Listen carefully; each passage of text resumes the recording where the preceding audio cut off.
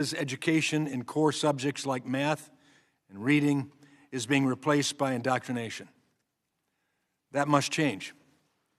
I'm pleased to see that the Trump administration is taking excellent steps to restore common sense, personal responsibility, and parental choice to our education system.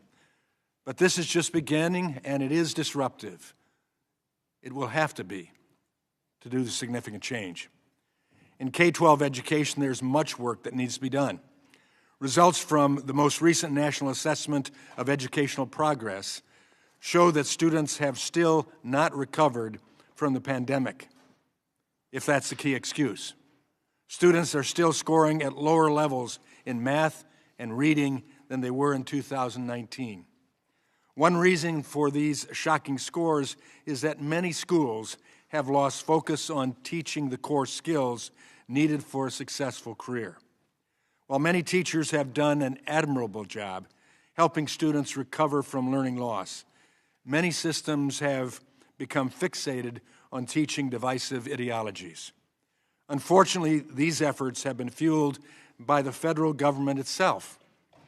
In 2024, researchers with Parents Defending Education found that Biden-Harris administration spent over $1 billion in DEI grants. There's positive news to celebrate in the K-12 arena. However, school choice has grown dramatically in recent years. More than 1 million students are benefiting from private school choice programs, which is about double the number of students from just 3 years ago. Additionally, we've seen a grassroots movement of parent involvement. Decades of research has shown that parental involvement, regardless of socioeconomic status or background, has a strong impact on student achievement and long-term success. It's encouraging to see so many parents get more involved in their school systems, as well as the growth of parent advocacy organizations that support them. Their work has been vital to making schools function better. Turning to higher education, we've seen rampant anti-Semitism and stifling of speech on campuses, fueled by bloated DEI bureaucracies. And America's adversaries are sending billions of foreign funds to schools to manipulate them. All of this has resulted in too many students being told what to think instead of how to think. It's also the case that our higher education financing system is at a critical inflection point. President Biden attempted to spend $1 trillion through executive actions on the federal student loan bailout program alone. Transferring student loan responsibilities onto the backs of taxpayers will not solve the underlying issue that the federal student loan program is irreparably broken. What is needed now, more than ever, are real, lasting reforms that protect both students and taxpayers from debt they can't afford. Our committee has hard work ahead of us to ensure our nation's higher education system remains the crown jewel of the world. We also must address our broken workforce system. We have about 8 million unfilled jobs in our country. So there's clearly a mismatch between the skills our workforce has and the skills our employers need. Unfortunately, the nation's workforce system, authorized under the Workforce Innovation and Opportunity Act, or WIOA, is failing to fill in the gap. Fortunately, our committee made tremendous strides last Congress in addressing these challenges. A Stronger Workforce for America Act passed the House with strong bipartisan support, and after further negotiations with the Senate last year, was poised for enactment. I want to thank former Chairwoman Virginia Foxx and Ranking Member Bobby Scott for their leadership on that bill, and I look forward to taking it back up in this new Congress. While we have great challenges ahead of us, we also have great opportunities in front of us, and I look forward to working with all of our members to meet these challenges. That process starts today, and I'm excited for the productive conversation we will have with this great panel of witnesses. With that, I yield to my friend and ranking member, Mr. Scott. Thank you, Chairman Walberg. Good morning, everyone, and thank you for our witnesses for joining us today. And thank you, Mr. Chairman, for convening this hearing. I'd like to first start with the elephant in the room, and there is current reporting that President Trump plans to issue an executive order to eliminate critical programs at the Department of Education and call on Congress to eliminate the entire department. But then I'd recall that that's exactly what the Project 2025 said the president should do, said that on page 319 of Project 2025. The irony is not lost on me that we're here to discuss the state of American education while current administration is actively discussing how to dismantle the main federal agency responsible for ensuring safe, quality education for all students. According to polls, the majority of the voters oppose the abolition of the Department of Education, and also know that I and every Democrat will do what we can to ensure that the department continues. Now, the issue in hand is reflected in the latest National Assessment of Educational Progress data. Schools are struggling to make up for lost time in the classroom following the COVID-19 pandemic. Achievement gaps which existed before the pandemic have widened.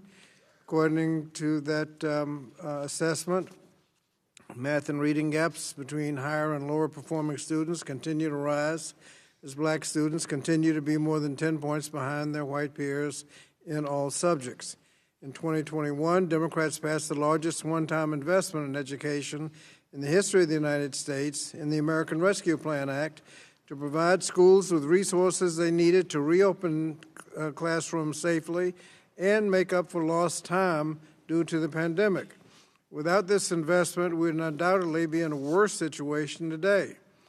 But the Rescue Plan Act was only a Band-Aid on the larger issue of underfunding in schools, and it is abundantly clear that we need sustained federal investment over time to overcome decades of underfunding. Unfortunately, instead of investing in our children, Republicans are stuck on proposals that only create more challenges for students. Consider that the first education bill we considered this Congress targets, indeed bullies, transgender youth. Also, my Republican colleagues have misrepresented programs intended to expand diversity, equity, and inclusion as the problem in education. Republicans have threatened to ban books, police bathrooms, take away funds from communities that need it most, and simply put, the administration is promoting a warped vision of DEI, discrimination, erasure, and inequity. This all serves to distract Americans so that they will not notice that the privatization of American education systems with taxpayer funds going to private schools, the resegregation of public schools, the erosion of services for students with disabilities, and cuts to student loan program, and distracts from the fact that the price of eggs is going up. While some folks may be hollering about imagined DEI problems, many in the public will fail to notice how the taxpayers' money is being siphoned away from public education and the student loan program to pay for tax cuts for the wealthy and well-connected. And so, Mr. Chairman, we can all agree that every student in this country should have access to safe, welcoming, well-funded learning environment. And that begins with eliminating disparities in education with sustained federal funding. This Congress, Committee Democrats will reintroduce legislation such as the Rebuild America Schools Act, which will make critical investments to repair and rebuild school facilities, particularly in high-need areas. The Equity and Inclusion Enforcement Act, which will restore private right of action for students, parents, and local civil rights groups to bring discrimination claims based on disparate impact under Title VII of the Civil Rights Act of 1964, and the Strengthened Diversity Act, which will provide resources to states and school districts that want to voluntarily develop schools plans to integrate their schools. We have to take steps to lower the cost of higher education for students and families, and to that end, we'll also reintroduce the Lowering Obstacles to Achievement Now, the LOAN Act, which would lower the cost of college for current and future student borrowers and their families by making critical reforms to the student aid system, including doubling the Pell Grant, improving public service loan forgiveness programs, and making loans more affordable and accessible. Allow me, to that end, to promise my colleagues and students across the country that we will not go along with programs to dismantle our education system. We will fight any attempt to dismantle the department. And so we don't know what the plan will be, but count on our opposition to any plan that will abolish the Department of Education and the programs in it. So to that end, Democrats will always be with the well-being of students, teachers, and parents across the country. And with that, Mr. Chairman, I yield back the balance of my time. I thank the gentleman. Pursuant to Committee Rule 8C, all members who wish to insert written statements into the record may do so by submitting them to the committee clerk electronically in Microsoft Word format by 5 p.m., 14 days after the date of this hearing, which is February 19th, 2025. And without objection, the hearing record will remain open for 14 days to allow such statements and other extraneous material referenced during the hearing to be submitted for the official hearing record. I'll now turn to the introduction of our witnesses, who we appreciate being here. Our first witness is Ms. Nicole Neily, who is the president of Parents Defending Education in Arlington, Virginia. Welcome. Our next witness is Dr. Preston Cooper, who is a senior fellow at the American Enterprise Institute located in Washington, D.C. Welcome, Mr. Cooper. Our third witness is Mrs. Janai Nelson, who is president and director-counsel of the NAACP Legal Defense Fund in Washington, D.C. Welcome. And our final witness is Mr. Johnny C. Taylor, Jr., who is president and CEO of the Society for Human Resource Management in Alexandria, Virginia. Welcome. We thank you for all being here today and look forward to your testimony. I would like to remind the witnesses that we have read your written statements, which will appear in our full hearing record. I would ask that you each limit your oral presentation to a 3-minute summary of your written statement. The clock will count down from 3 minutes because the committee members have many questions for you, and we'd like to spend as much time as possible on those questions with your answers. Pursuant to Committee Rule 8D and committee practice, however, we will not cut off your testimony until you go too far. I also would like to remind the witnesses to be aware of their responsibility to provide accurate information to the committee. And so first, I'll recognize Ms. Neily. Welcome. Chairman Wahlberg, Ranking Member Scott, and distinguished members of the committee, thank you for inviting me. My name is Nicole Neily, and I'm president and founder of Parents Defending Education and the executive director of PDE Action. American education is in crisis. For far too long, U.S. schools have focused on everything but educating children. And as last week's NAEP scores have shown, our children are bearing the brunt of these bad decisions. Schools are focused on the wrong priorities. Identity politics permeate districts across America in word and deed. Children are regularly treated differently based on race. Color-conscious pedagogy, which considers colorblindness to be negative, is omnipresent in America's colleges of education. 80 years after Brown v. Board of Education, segregated activities persist in the guise of affinity groups, where students and teachers are included or excluded because of skin color. The diversity industrial complex promotes programs like this, conducting equity audits and hosting professional development trainings. Districts pay DEI consultants millions per year, incentivized by the $1 billion in education grants awarded by the Biden administration over the past 4 years. In the wake of October 7th, anti-Semitism spiked in colleges and K-12 schools alike. From lesson plans about settler colonialism to swastikas on mirrors dismissed as Buddhist religious symbols, districts' lackadaisical response to Jew hatred bore a sharp contrast to the anti-racism fervor following George Floyd's murder. Foreign funding remains problematic. Our investigation into Confucius classrooms found districts around the country with ties to CCP-linked entities, and similar programming by the Qatar Foundation also exists. The full scope of foreign influence in K-12 merits investigation and is also a significant problem in higher ed, which the Deterrent Act, I know, tackles head-on. Over the past several years, merit has been sacrificed on the altar of equity. Rather than challenging talented students to strive for greatness, schools are eliminating gifted and talented programs and AP classes so that all students remain at the same level. We are witnessing the Sovietification of American schools in real time.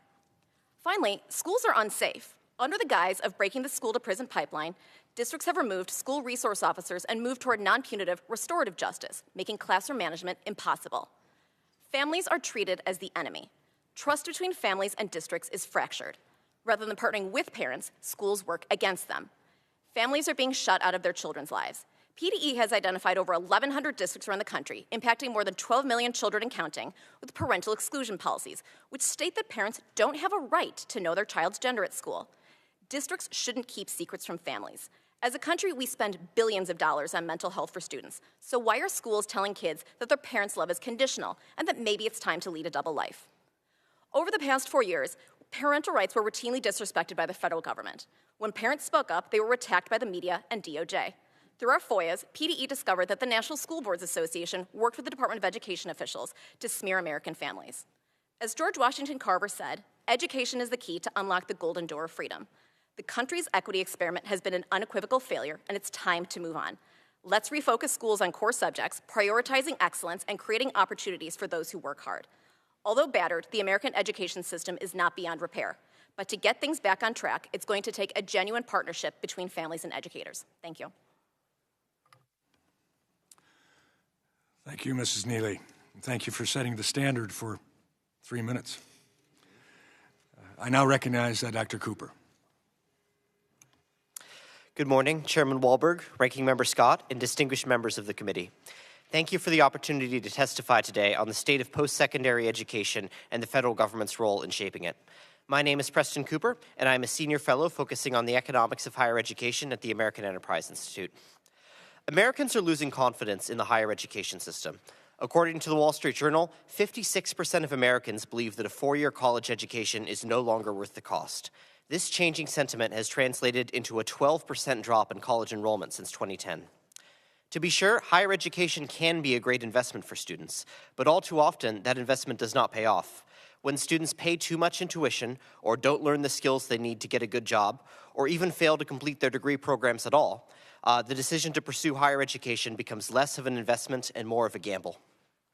The federal government heavily subsidizes higher education programs with little return on investment for students. Between 2018 and 2022, I estimate that at least $37 billion in Pell Grants and $86 billion in federal student loans flowed to degree programs that did not lead to a return on investment for students. When students pay too much for college, relative to what they earn after leaving school, it becomes harder to pay down their loan balances. Before the pandemic, 11 million borrowers were either in default or delinquent on their debts. Millions more were taking advantage of income-driven repayment, loan forbearance, and other options to reduce or eliminate their monthly payments. These high rates of loan non-payment mean that the Congressional Budget Office expects that taxpayers will lose $223 billion on student loans newly originated between 2025 and 2034, and that's to say nothing of expected losses on outstanding loans.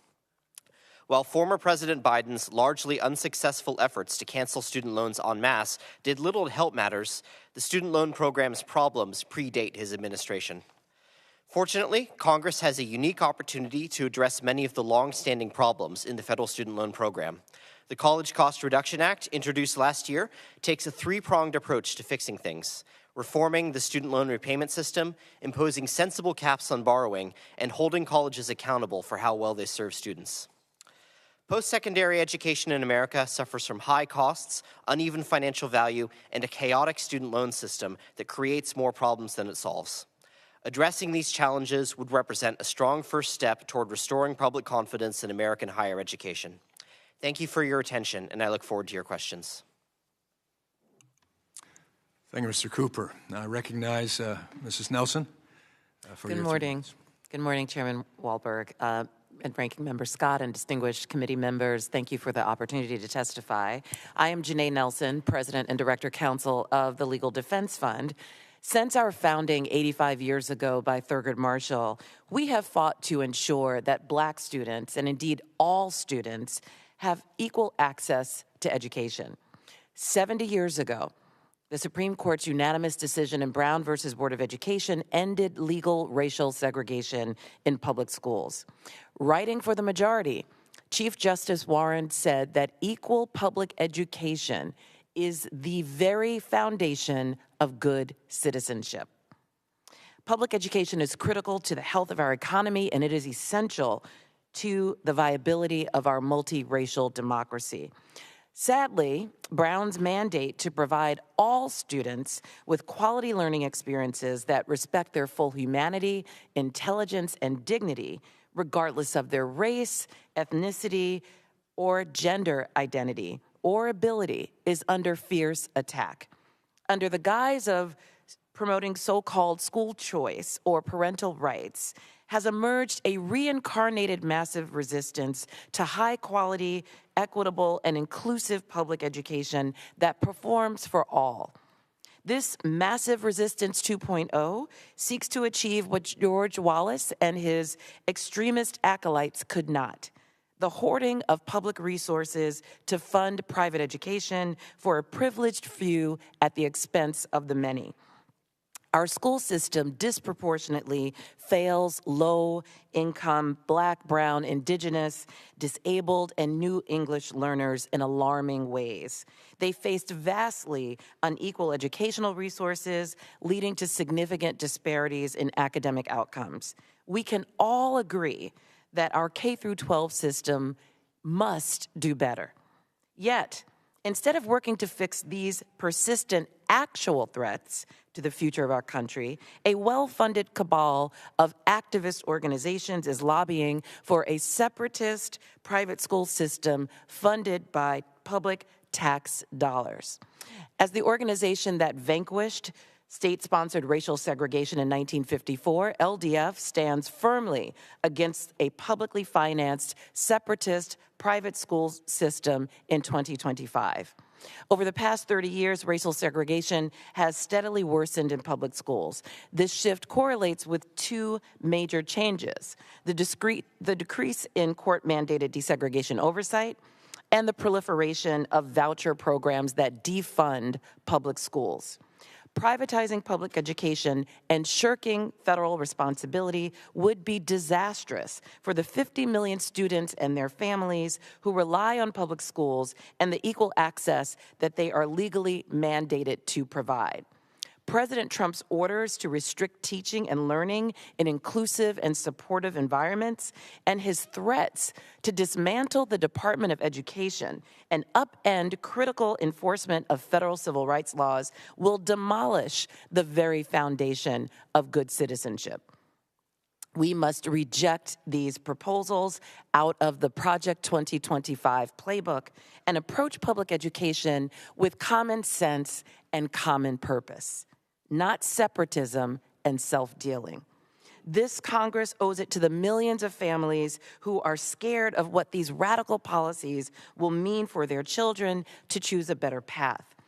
Indeed, if we are being serious about educating all of America's children equally, we must implement a proactive vision that centers evidence-based interventions like universal pre-K, competitive teacher salaries, rigorous standards, whole child supports, as well as gun safety legislation to eliminate both barriers to equal education and to truly protect our children. Our country is at an inflection point, and so is American education. We can build a system in which all students can thrive, or allow our schools to remain spaces of division and inequality, with an escape route for some to line the pockets of private actors with public dollars. I hope this Congress will invest in the promise of every child in America by strengthening our public education system that serves us all. Thank you, and I look forward to your questions. Thank you, Mrs. Nelson. And now recognize you, Mr. Taylor. Chairman Walberg, Ranking Member Scott, I do that every time. Chairman Walberg, Ranking Member Scott, and distinguished members of the committee, thank you. Thank you for giving us and me the opportunity today. At SHRM, we represent 340,000 HR professionals worldwide. We see firsthand the challenges of today's workforce. I just came back from Charlotte, North Carolina, where I presented to the management team the top 250 executives of Bank of America. And I can tell you they agree with everything that I'm about to say. The education to employment pipeline is leaky, it's broken, and it's busted. Now that said, our system is still the best in the world. We are proud Americans. But imagine what we could be if we unleashed the power of all of the talent. First, higher education is leaky. We've invested billions, yet degrees don't always align with market needs, as Dr. Cooper just mentioned. Employers are shifting, therefore, to skills-based hiring, valuing experience and certifications over diplomas and degrees. Initiatives like Michigan State's Align Center, for example, and North Carolina's My Future NC initiatives prove that we can better connect education to employment. Secondly, K-12 education is really broken. We've undervalued vocational training, leaving students unprepared. Nearly 2/3 of our students lack reading proficiency. Programs like Aspire, which is the Aspire Trade High School in North Carolina, and John Bounds High School's agri-science program show hands-on learning works. I have a 14-year-old daughter right now in Virginia public schools. I know what's happening in our public schools. And I know that many of you have devoted your lives, including some becoming teachers of the year, because we are committed to making this work. Finally, our untapped talent pools remain overlooked. Millions of skilled veterans, older workers, those who are formerly incarcerated, individuals with disabilities, they have and are ready to contribute. We need them in the workforce. As the chairman mentioned, we have almost 8 million open jobs in America. We don't have the luxury to exclude anyone from the workforce. If you're ready, willing, and able, we want you there. So we commend Chairman Walberg, Ranking Member Scott, Congresswoman Fox, and others for their leadership in updating the WIOA system. We believe that we need to get this done in Congress. We are heartened by the bipartisan interest in continuing the efforts of this Congress and encourage the following key provisions to be retained. Direct at least 50% of funds for training, leverage employer expertise, and create new staffing options. Members of the committee, the solution is clear. We need a national strategy that aligns education with workforce demands. And SHRM stands ready to partner with you. This just isn't about jobs, it's about people's lives and their livelihoods. Thank you, and I look forward to your questions. Thank you, Mr. Taylor, and thanks to each of the witnesses. Under Committee Rule 9, we'll now question the witnesses under the 5-minute rule. I ask members to keep our questions succinct so the witnesses have time to answer. Now I recognize myself for 5 minutes of questioning. Ms. Neily, in your testimony, you mentioned the problem of foreign influence in both higher education and K-12. Although the last administration failed to take this threat seriously, this committee introduced multiple pieces of legislation last Congress to help address this serious problem. Can you talk more about what steps Congress should take to protect our students and the national security? Big picture, we have 3 things we need to do. We need transparency, we need notification, and we need consequences. Last session's TRACE Act and the Deterrent Act addressed these by providing access to curriculum so parents could know what their children were learning.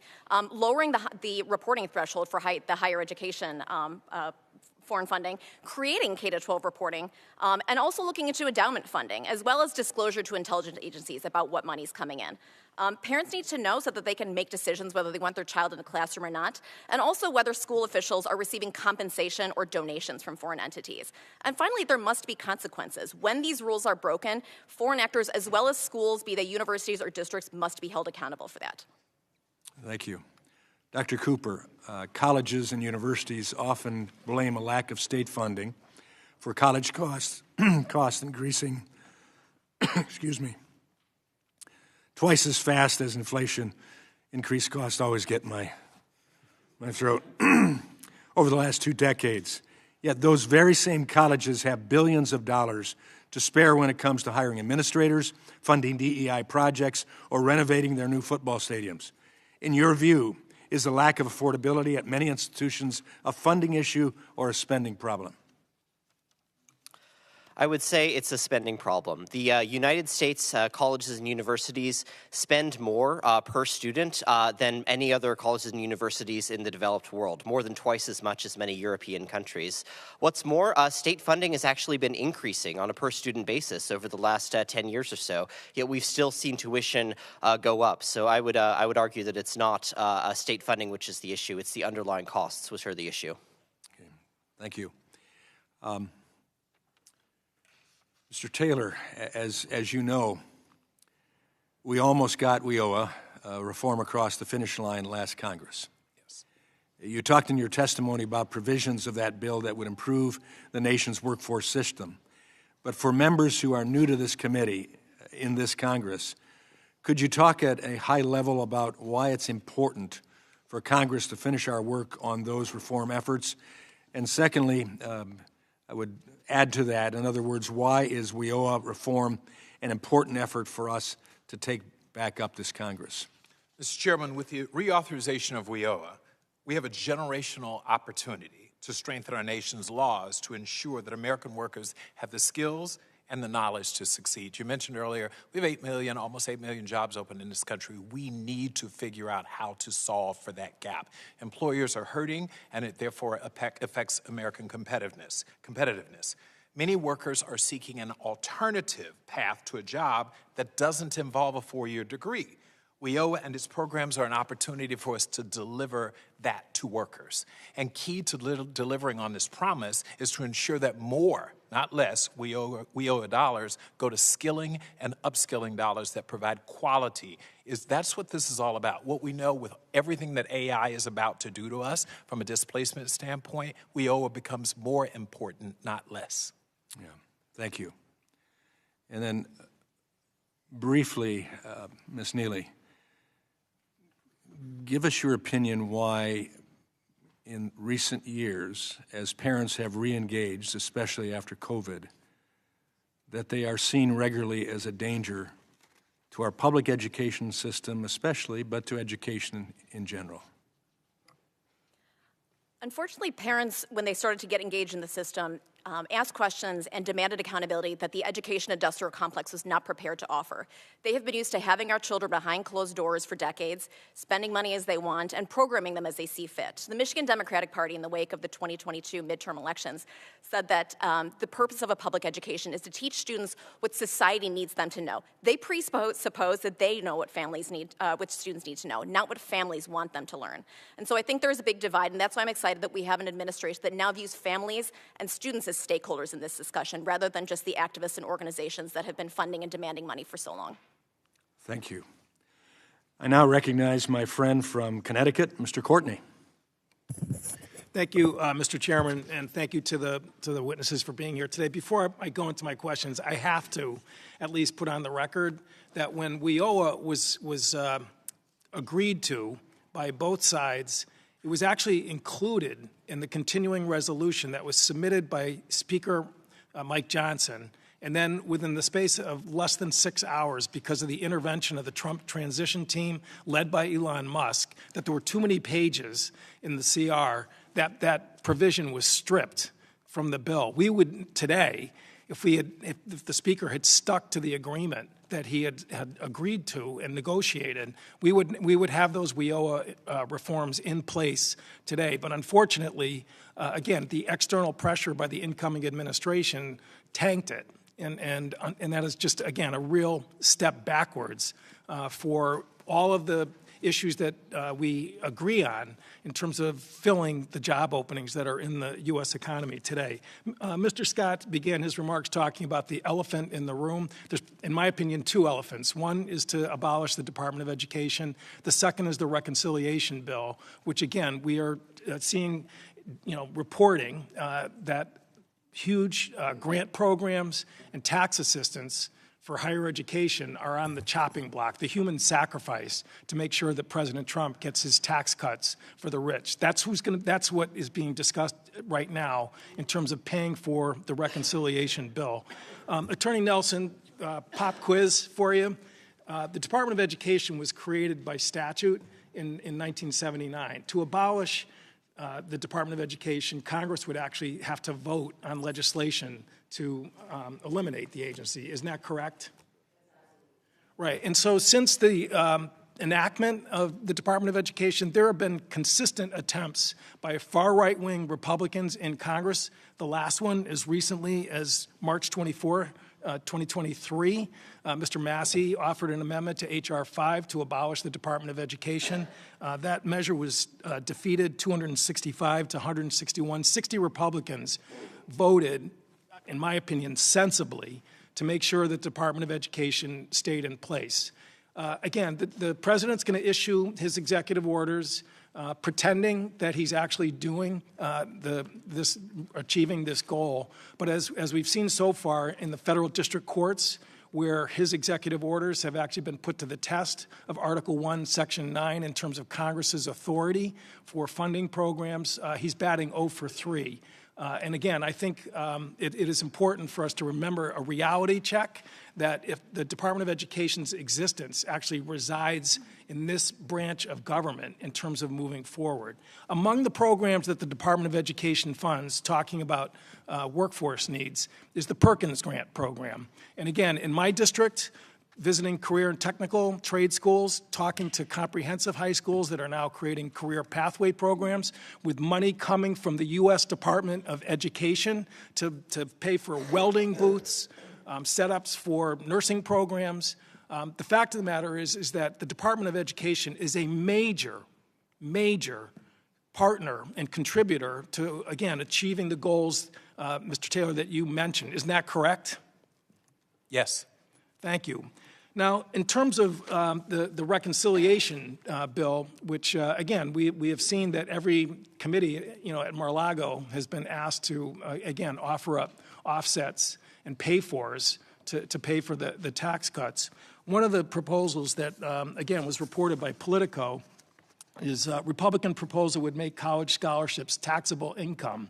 Again, Mr. Chairman, I would ask to enter into the record an article from Forbes magazine, hardly a far-left publication, that, again, describes what this proposal is that to make scholarships taxable. Without objection, Thank so you. ordered. Again, I think really it doesn't take a lot of imagination, and maybe, again, Attorney Nelson, you can help with this. It's just that taxing scholarships raises costs and shifts costs to students in terms of college affordability. Isn't that correct? Yes, it would. So, again, today's sort of discussion, which is sort of beginning on this premise that, we're going to have a normal discussion as far as, education policy. The fact of the matter is that the elephants in the room that Mr. Scott talked about in terms of basically blowing up the Department of Education and shifting costs to students is the real test, and that's what we're going to be confronted with, again, as the reconciliation bill comes forward in any package to abolish the Department of Education. And again, I look forward to joining those Republicans who voted no to abolish the Department of Education to make sure that measure fails. I yield back. Thank the gentleman. Now I recognize the gentleman from South Carolina, Mr. Wilson. Thank you, Mr. Chairman. And we are very fortunate that we actually will be joined soon by the ambassador to the United Nations, Elise Stefanik. And so that will certainly enhance our hearing today. With that in mind, as we consider the state of education, I know firsthand of the positive parts of this, and that I am grateful my wife, Roxanne, taught at an alternative school, giving young students the opportunity of a second chance.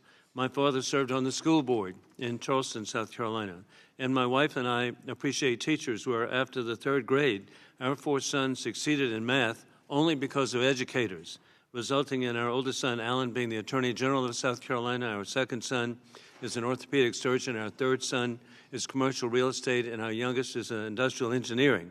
And these successes are really due to educators making a difference.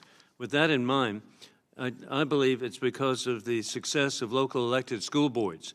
And I very much support President Donald Trump for his courage to promote local elected school boards with the elimination of the duplicative, wasteful, interfering, and federal Department of Education. And the funding clearly should go to the students and not to bureaucrats. With that in mind, Dr. Cooper, the American Enterprise Institute is greatly appreciated for making a difference promoting limited government, expanded freedom. The AEI is crucial for addressing the challenges of American families, and we want to thank you for AEI. In your testimony, you note that the Grad Plus program provides effectively unlimited loans to students, allowing them to borrow institutionally determined attendance. In the other words, whether a school says it's $10,000 or $10 million, the federal government will provide a loan. The creation of this has coincided with doubling of the amount of graduate students borrowing. Given the structure of uncapped lending, is there evidence that colleges have used this to unduly increase tuition? There is absolutely evidence to that effect. As you mentioned, the Grad Plus program is effectively unlimited. Students can borrow up to the cost of attendance as defined by the institution, which means if the institution says it costs $200,000 or $200 million, students are legally allowed to borrow up to that limit defined by the institution. And this has resulted in increases in tuition at the graduate level. A study published last year found that for every $1 of additional Grad Plus money that went out the door, colleges hiked grad school tuition by 64 cents. The Grad Plus program has grown enormously in scale and scope since it was created in 2006, and graduate student loans now account for half of new student loans issued every year by the federal government. So I would argue that the Grad Plus program has gotten relatively out of control, and some sensible caps on borrowing are needed.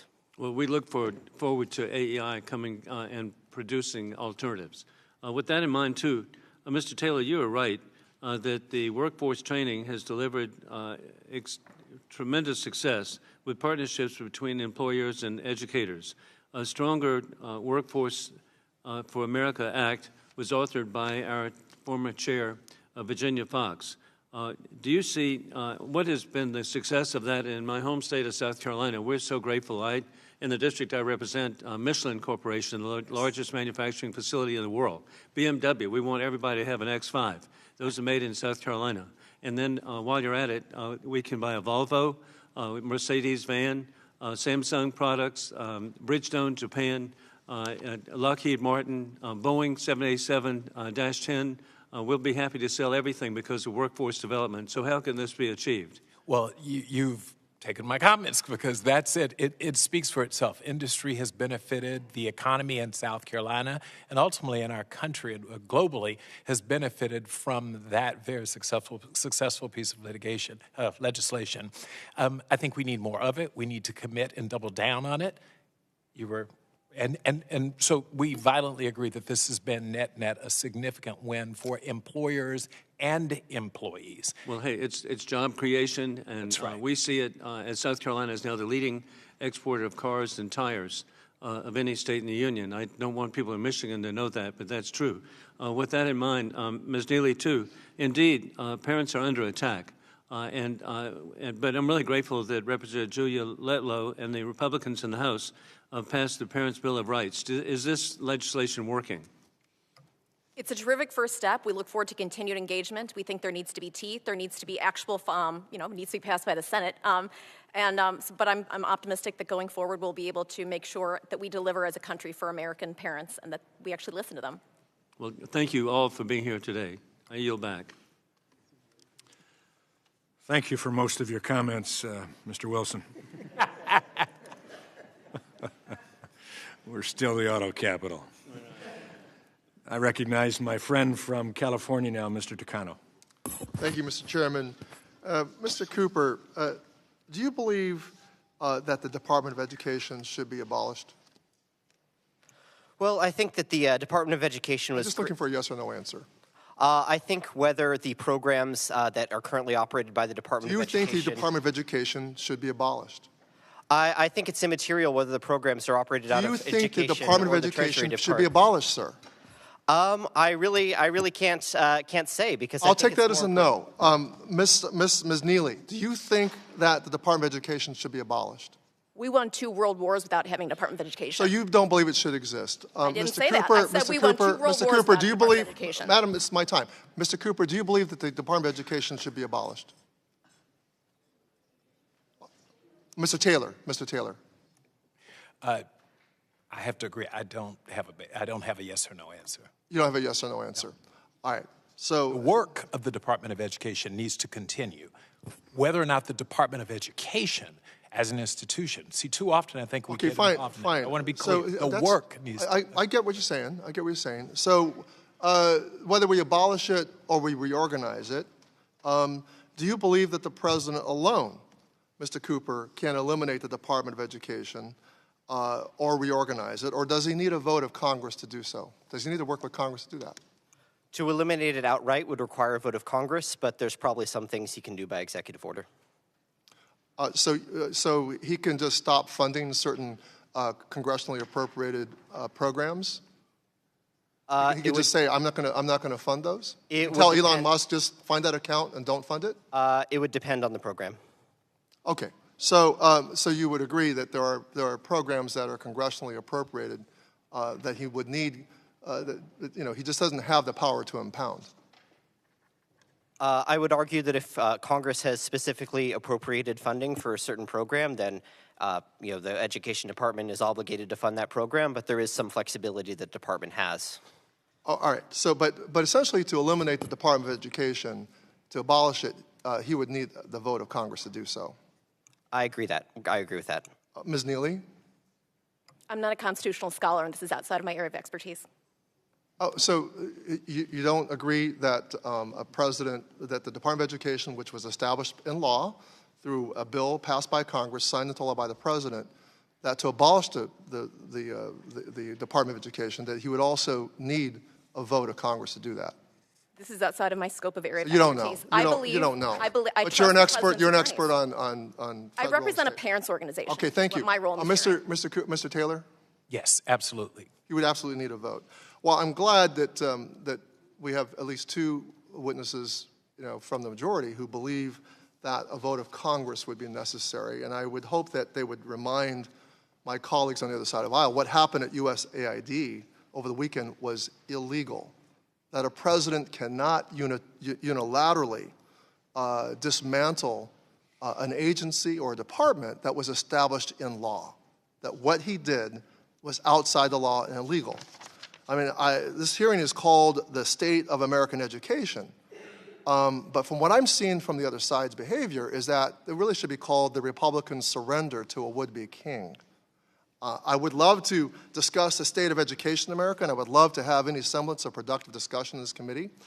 But the only solution that Republicans have offered us to the pile of problems that sit before us, whether it's the abysmal childhood literacy rates in this country, rampant gun violence in schools, the astronomical cost of higher education, and lifelong shackles of debt that we're signing up our college students for, is to abolish the Department of Education. Well, either way, let's imagine that legally or illegally the Department of Education has been dismantled. The department protects students and veterans who've been defrauded and are victims of predatory loan schemes for predatory for-profit colleges. This is critical for veterans who are disproportionately affected by the student debt crisis. Before COVID, student veterans had a 46% default rate on their loans.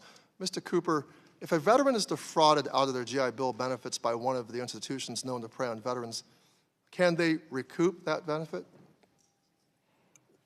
For veterans, I'm not sure. For federal student loans, they can submit a claim through the borrower defense process to have their loans discharged. Well, the answer is no. Once the GI Bill education benefits have been used by the students, they are gone forever.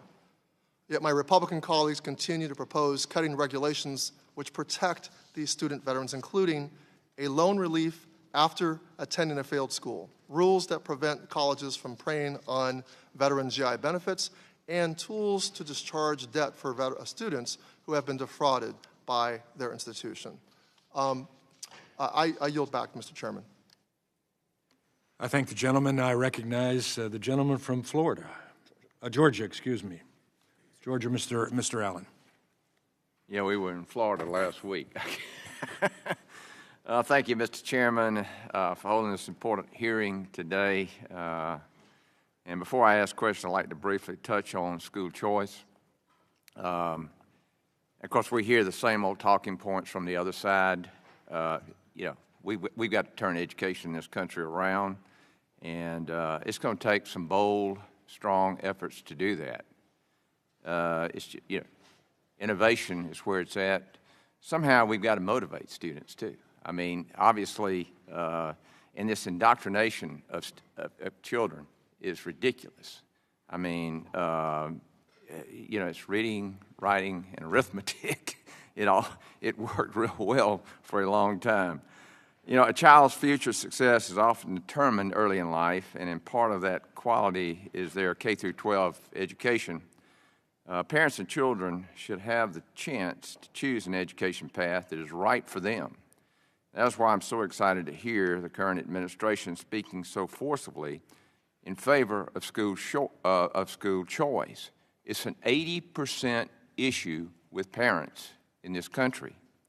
With that being said, Mr. Taylor, with rising student loan debt and many young people reconsidering the value of a traditional college degree, there's a growing need for businesses to prioritize skills-based hiring over degree requirements.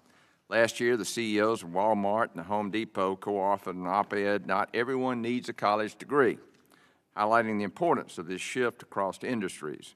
SHRM has been actively encouraging its members to adopt skills-based hiring practices. From your perspective, are more businesses embracing this approach, and what additional steps can be taken to accelerate this shift at the national level? The answer is yes, and for the last 4 or 5 years, if you weren't following it, we have experienced a turnover to tsunami, as they call it, as well as the Great Resignation. We employers need talent. In a knowledge-based economy, you lose if you don't have the best talent. The best talent doesn't necessarily, and I want to be clear because we're not anti-college and university degree attainment, but the best talent shows up in different ways with skilled credentials. Ultimately, what we want is people who can do the work. Whether or not they have a degree and whether or not that degree is from a fancy school, employers are committed to allowing. Listen, we've got to fill these jobs, and we're filling the jobs because we have too many people who are underskilled. Our job is to eliminate, and I represent the world's largest association of HR professionals. We've got to get back to finding out, do you have the skills to do the job, not necessarily the paper that says you have the skills to do the job. Yeah. Well, let it be said that Bill Gates dropped out of college because he happened to know more than the people that were teaching him. Mr. Taylor, while we all understand the value of a four-year degree, it's becoming clear that we need to shift the narrative around career pathways. Prior to my tenure in Congress, I owned a construction company in Georgia. So I understand firsthand the importance of having a trained workforce. Currently, there are over 400,000 open jobs in construction, and 40% of the construction workforce is set to retire in the next decade.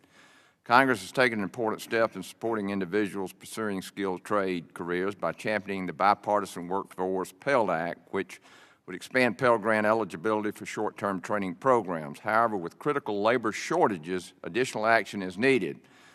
Mr.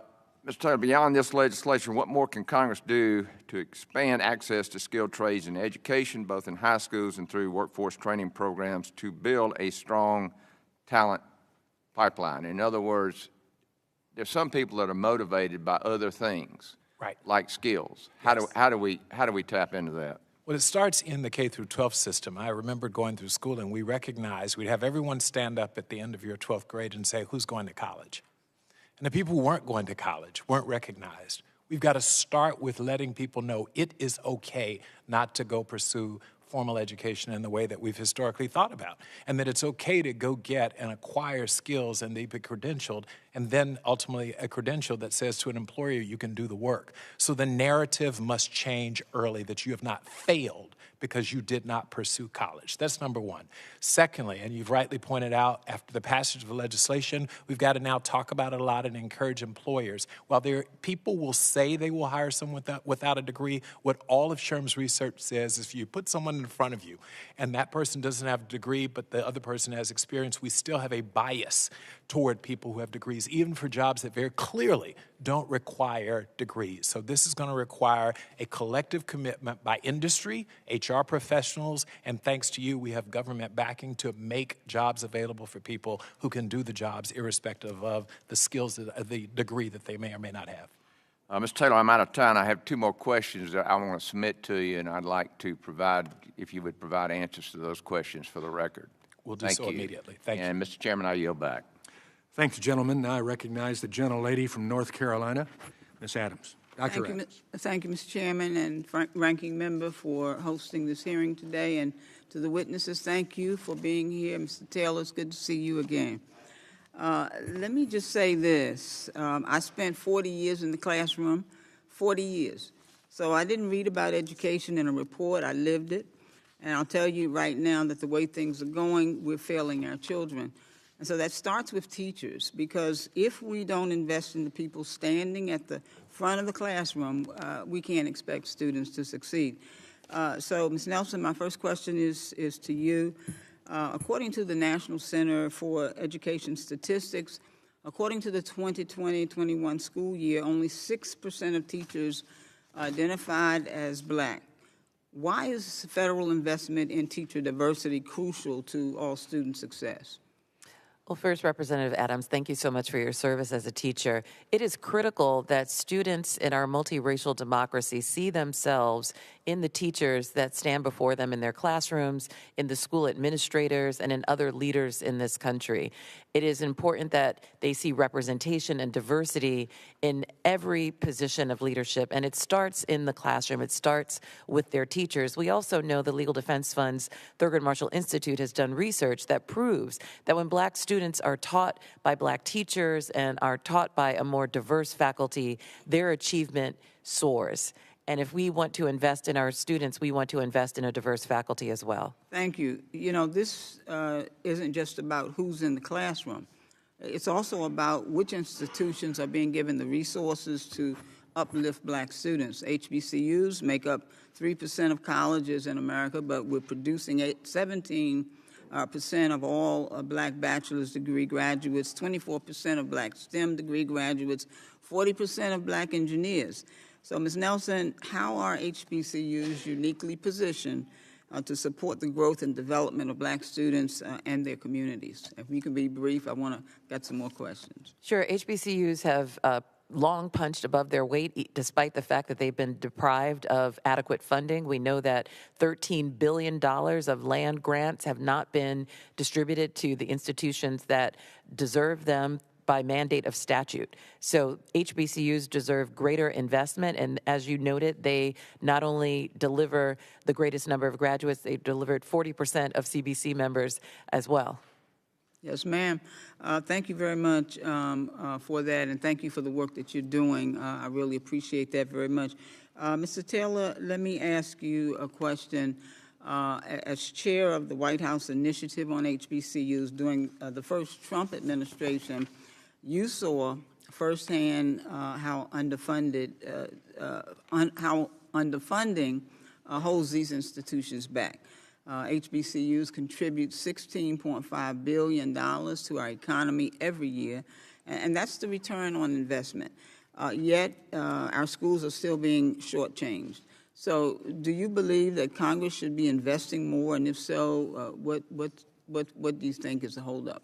Well, and thank you for the opportunity. For those who don't know, I ran the Thurgood Marshall College Fund, the country's largest organization committed to advancing and protecting the policies for our country's publicly supported, so state HBCUs. I think I start with the fact that HBCUs are HBCUs. That is not a race-based designation. In fact, several HBCUs have more non-black students than black students. So that distinguishes them from them. It is not a race-based distinction. These are institutions that are open to all and historically have shown that to be the case. So it's really good that we have the numbers, but even still, these institutions are not that. What I did under the Trump administration, along with the support of Secretary Betsy DeVos at the time and President Trump, was to get the highest level of funding for HBCUs ever to that point. It still wasn't enough, to your point, and the Biden administration has continued that work. So this is not a political issue for us. These are incredibly important historic jewels that need to be funded. And it's not about the institutions, it's about the students who attend those institutions, who we in the employment and the employer side need to fill those 7 or 8 million open jobs. So they are critical to our workforce diversity. Thank you. Let me move on and ask about the Augustus Hawkins Center of Excellence, the grant. Program that's designed to support an array of teachers and address shortages, and that funded an HBCU in my state, yes. North Carolina Central, NCCU, as we say. It was listed in the recent Office of Management and Budget memo freezing federal funding. Now, would you agree that this grant was on that list? That concerns me. I have 2 NCCU graduates sitting behind me, one a 3-time North Carolina Central graduate, and one who received his undergraduate degree, who happens, by the way, not to be black. And he attended a historically black college and university. Anything that takes away from not funding or defunding programs that work is net not good for our country. Yeah, you mentioned that not all of the students who attend are African American students. As a matter of fact, we have a former governor of North Carolina, Governor Easley, who received his degree from NCCU. Yes. So do you believe that the attempt to freeze those funds align with the commitment. The gentlelady's time has expired. Expanding the educator pipeline, and you can send me that in writing. Thank you, Mr. Chairman. Thank you. I yield back. I thank the gentlelady. I recognize the gentleman from Pennsylvania, Mr. Thompson. Thank you, Mr. Chairman, and thank you to all of our witnesses that are here today on an incredibly important topic. I look forward to working with Mr. Chairman and your leadership of this committee throughout this Congress. Mrs. Neily, I'm a firm believer that a student's health and growth contribute to academic success. And as you've noted, we've had a troubling trend in recent years of academic declines across the country. To that end, I recently introduced H.R. 649, the Whole Milk for Healthy Kids Act, which allows school food service providers the flexibility to serve students all types of milk and school lunches, including whole milk. Can you describe as a parent yourself the benefit of providing students with a whole milk option in the school cafeteria? Sure. Well, as a parent, my daughter's underweight, and whole milk actually is one of the few things that she drinks, and so I'm happy that I know she's at least getting some nutrients in addition to all the Doritos she has. But beyond that, certainly we want schools to have the flexibility to serve students both what they want as well as what they need. I think we have all seen the pictures of school lunches that have been thrown out, apples that are being wasted, both from a financial standpoint as well as just a nutritional standpoint. I think that's of concern. And so to have schools be flexible to choose what they want, I think is really important. Oh, thank you for that. As the co-chair of the Bipartisan Career and Technical Education Caucus, once again, this Congress, I continue to see the rewards of high-quality, low-cost CT programs that provide learners of all ages with tools they need to succeed in the 21st century. Part of the recent surge in enrollment in career and technical education is thanks in large part to the substantial investments and reforms Congress has made to CTE over the years, much of that thanks to this committee. Including most recently the passage of my legislation strengthening career and technical education for the 21st Century Act. In 2018, it was subsequently signed into law by President Trump. Mr. Taylor, in your testimony, I noted two great examples of career and technical education in North Carolina and New York. Can you talk more about how these types of programs are equipping students with the skills and knowledge they need to fill the more than 8 million job openings in the United States today? Yes, and thank you for this opportunity. Thank you also for your support of the legislation around cyber security and increasing the number of individuals who have the skills to help us from a national security standpoint. So thank you very much, Mr. Thompson, Congressman Thompson. Yes, I specifically mentioned in my comments and in our submitted proposal that there are two programs, one in North Carolina, one in New York, they're all over, but they specifically focus. One is on agri-science, and it starts in high school. So we don't wait until college to begin building this pipeline. And it's letting these students understand that there's a real career in agriculture and agribusiness, and there's significant investment. So it was a very wise investment on behalf of this Congress, and it's something that we think needs to continue to be reinforced. It helps employers in the back end. The one thing that I know, I've met with the presidents of John Deere, the presidents and CEOs of Cargill, and what they've all said to us is agribusiness is not sexy. People don't grow up and say, send my kid to go work for an agribusiness, although it is absolutely a part of America, our American economy, and our global dominance. And so we have said that sort of investment is critical, and starting in high school through those programs introduces students who would otherwise not know about it, or in the case of African-American students who say historically we were pathed toward agribusiness jobs, and we don't want to go back there. So it's critical that we say there are huge opportunities there for all students, and so that's a great example of a program. We also have other programs that focus very early on cybersecurity training. Part of the problem when we look at the lack of diversity, for example, in employers who hire, is that the pipeline didn't provide us kids who were skilled, who were even aware of the opportunities in the cybersecurity world. Add to it what's going to happen with AI. If we don't get this early, we're in big trouble. And for all our efforts to want a diverse workforce, we're not going to be able to do it because we have not prepared and offered through the pipeline a group of students who are even aware of the possibilities. Well, thank you very much. I do think that given the fact that career and technical education, including agriculture, is so much about innovation and technology today, it is getting sexier. I hadn't thought about that terms, but thank you for putting that in my head.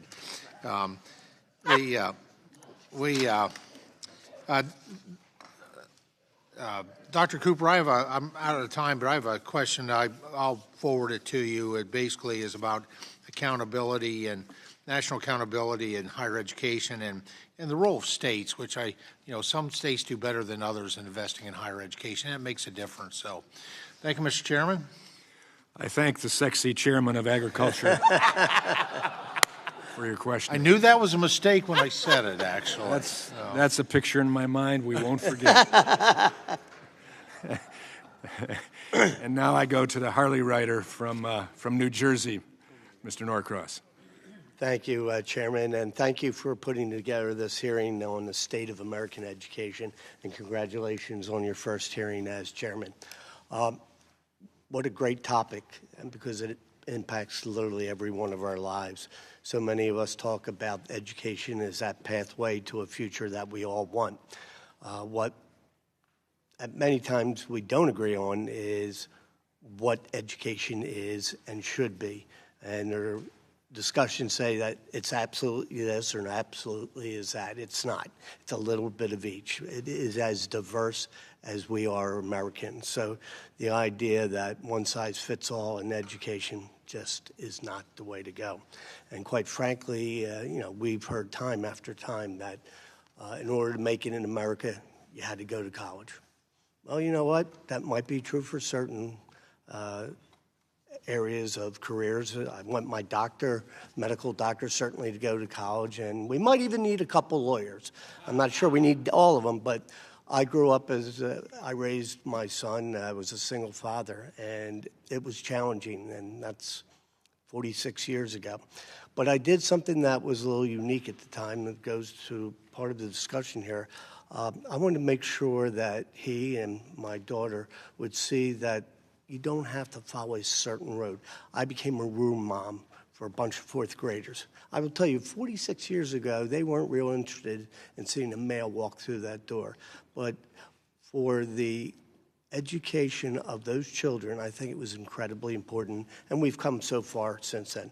Mr. Thompson, hey, I think that work is sexy. I will tell you, career and technical education, our education system needs to be focused more on what the career, what the job is. I know it's great to have one of those pieces of paper up behind you, but that's not a job, that's not a career. So how we get there is really something that's critical. I focus a little bit on the earliest years and how do we get there. And we go through the schools in my district and quite frankly around the country. We see there are some real challenges. Schools are in dilapidated conditions. Cyber is just a thought if you don't bring it in. And that's why the ranking member, Scott, and I introduced a bill called Rebuilding America's Schools Act and invest $130 billion to go to those districts who need it most. Not everybody needs to have the shiny marble hall, but we need the basic educational ability to go into a school and do that. When we talk about creating opportunities for jobs, when we first started, vocational schools and inside regular high schools are happening everywhere. That fell off the edge, and now they're starting to come back because they're finding out that next generation to work with your hands is a value. So, Mr. Taylor, I just want to touch base on one thing. You mentioned that it starts with elementary education. I say it starts with parents. Yes, fair. To say no matter what to do. I have a doctor, I have a lawyer, and I have an electrician. Right. I value each of them, and we as a nation have to value them. But, Ms. Nelson, can you talk about infrastructure in school and why that is important? The basics have to be there. Absolutely. Children should be in facilities that enable them to learn. We know that across the country there are fundamental inequities in school funding that leads to fundamental inequities in infrastructure.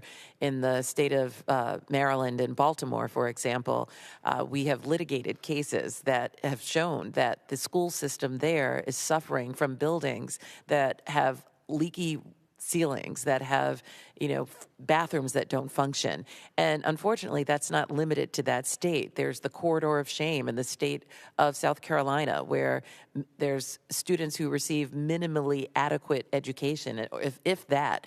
This is a chronic issue, and sadly, it cleaves along racial lines. It's something that we could certainly address with a better funding mechanism, and that is something that this Congress could take up.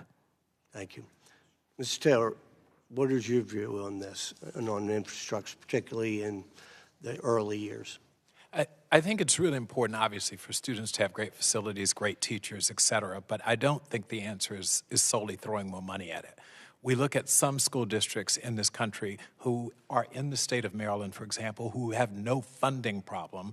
Baltimore is one such example where more money has not solved the problem. So I think we have to be very careful about the idea that we can solve all of this by putting more money against it. Oftentimes there's money, but it's not applied in the ways that will most effectively benefit the children. And so let's be clear, we're not talking about throwing money. We're talking about building infrastructure. That's very different than giving a check. Often, though, the question, the comment, the argument is we need more money to provide those foundational and infrastructure investments. So it ultimately comes back to, so people, yes, very few people I've seen disagree with the fact that children from every neighborhood, notwithstanding their zip code, should go into nice buildings and have air conditioning and heat like others, et cetera. That's not the debate. But then it becomes, but we need more money to do it. And the only point is we as employers who are paying into taxes want to make sure that the investment that we are making, that it actually yields a return on that investment in employers,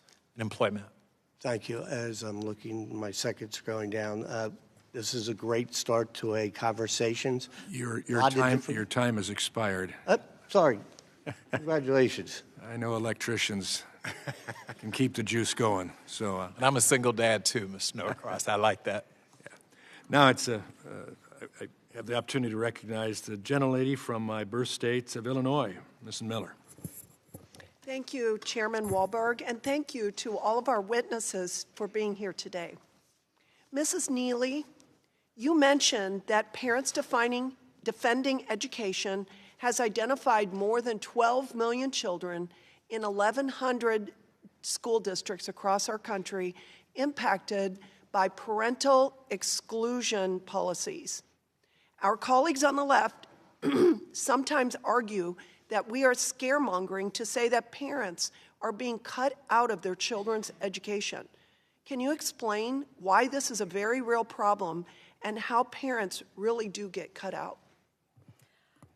Representative Miller, as a parent and as a grandparent, you know that we have to sign permission slips to give our children aspirin or sunscreen in school. So the idea that our schools are now offering intrusive mental health counseling, telling children that they're born in the wrong body, that mommy and daddy might not love them because of their politics or their religion, is something that is so abhorrent that this is happening with our tax dollars to our children behind closed doors. This is happening in 2025 in America.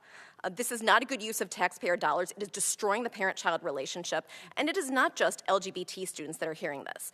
Last year, or 2 years ago, Fox News discovered that 349 teachers were arrested for child sex crimes, 75% of which were with teachers or with their students. These are horrifying statistics. We teach our children about stranger danger.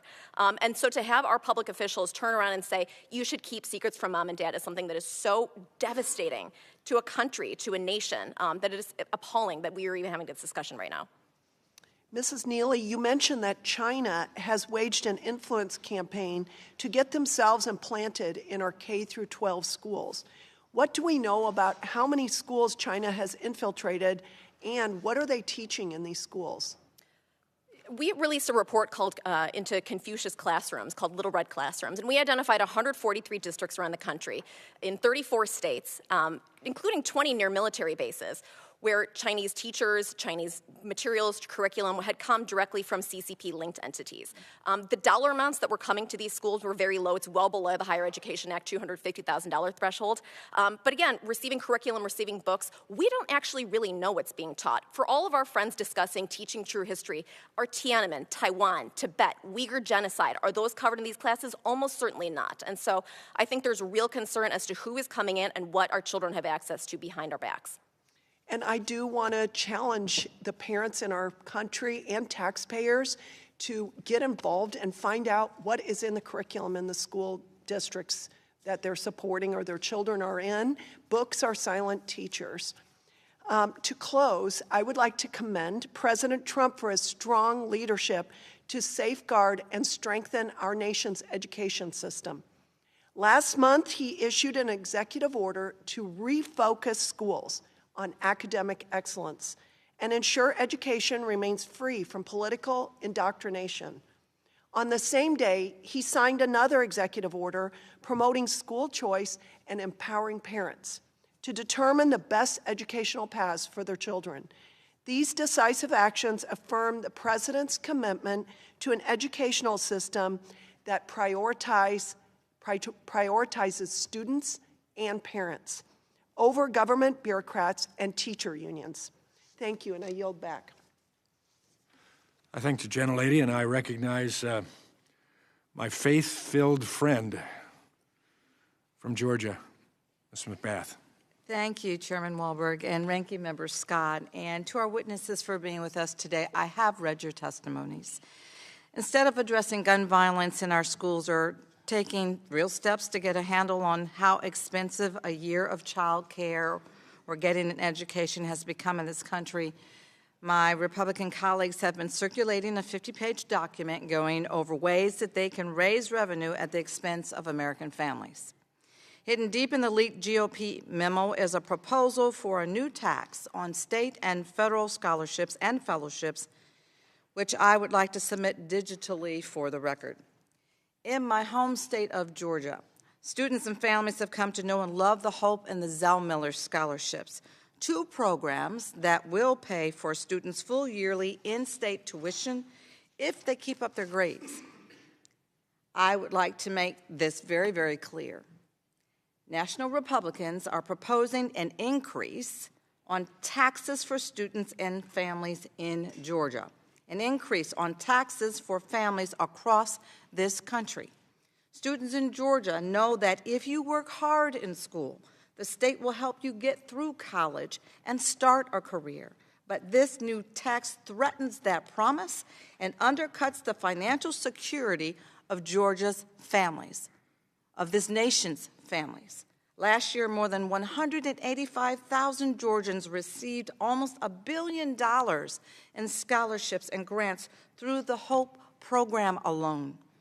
All of this award money, along with any other scholarship that a student earns, would now be considered taxable income if this proposal by House Republicans were to become a law.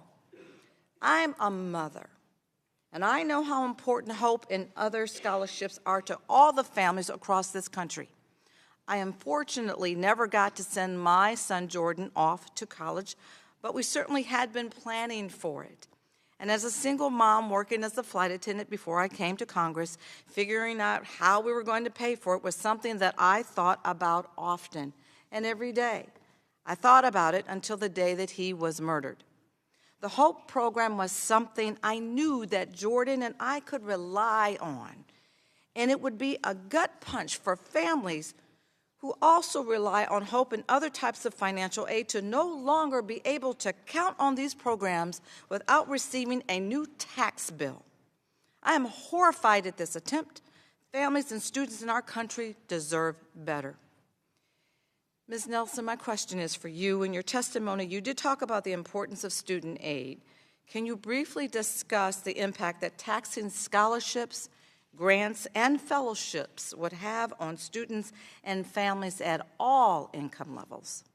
Absolutely, and thank you for also mentioning the issue of gun violence. I'd be remiss if I didn't say that there have been over 700 school shootings in the past fewer than 2 decades.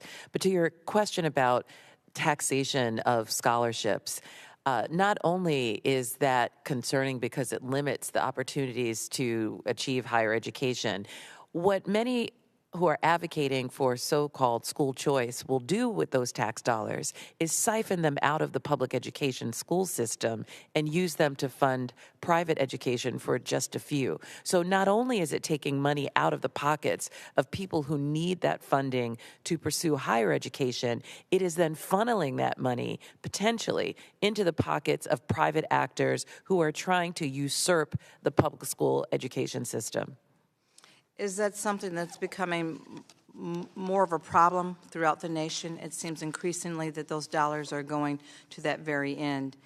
And I just want to say thank you for that answer, and I know that I will do everything in my power that I can ensure that this proposal never makes it beyond this memo. And I encourage all of my colleagues to fight back against this tax increase that will make students and families' lives harder and more expensive back home. I'm talking to my constituents, and they are scared to death. How are they going to be able to afford to send their children to college? Most of the students across the nation, they need help. They need financial assistance. And why are we cutting them below the knees and preventing them from having what they deserve? It's a global and stellar academic education. They have to be able to globally compete. And this does not do that. Thank you, and I yield back. Thank the gentlelady. Now I recognize the gentleman from Ohio, Mr. Rulli. Thank you, Chairman Wahlberg. Mrs. Neily, we've seen Trump's work to combat DEI in schools. What else could be done to address the left-wing influence in our public school systems? Oversight is a tremendously important thing. The executive orders are a great first step, but there's a lot of work to be done in Congress to put meat on the bones, to actually put the regulations in place. And so I think a lot of school board members are concerned about how this is going to affect them. They have seen that ed tech vendors have dropped down menus of pronouns, and so people are worried about exposure. And so I think that to the extent where we're able to offer some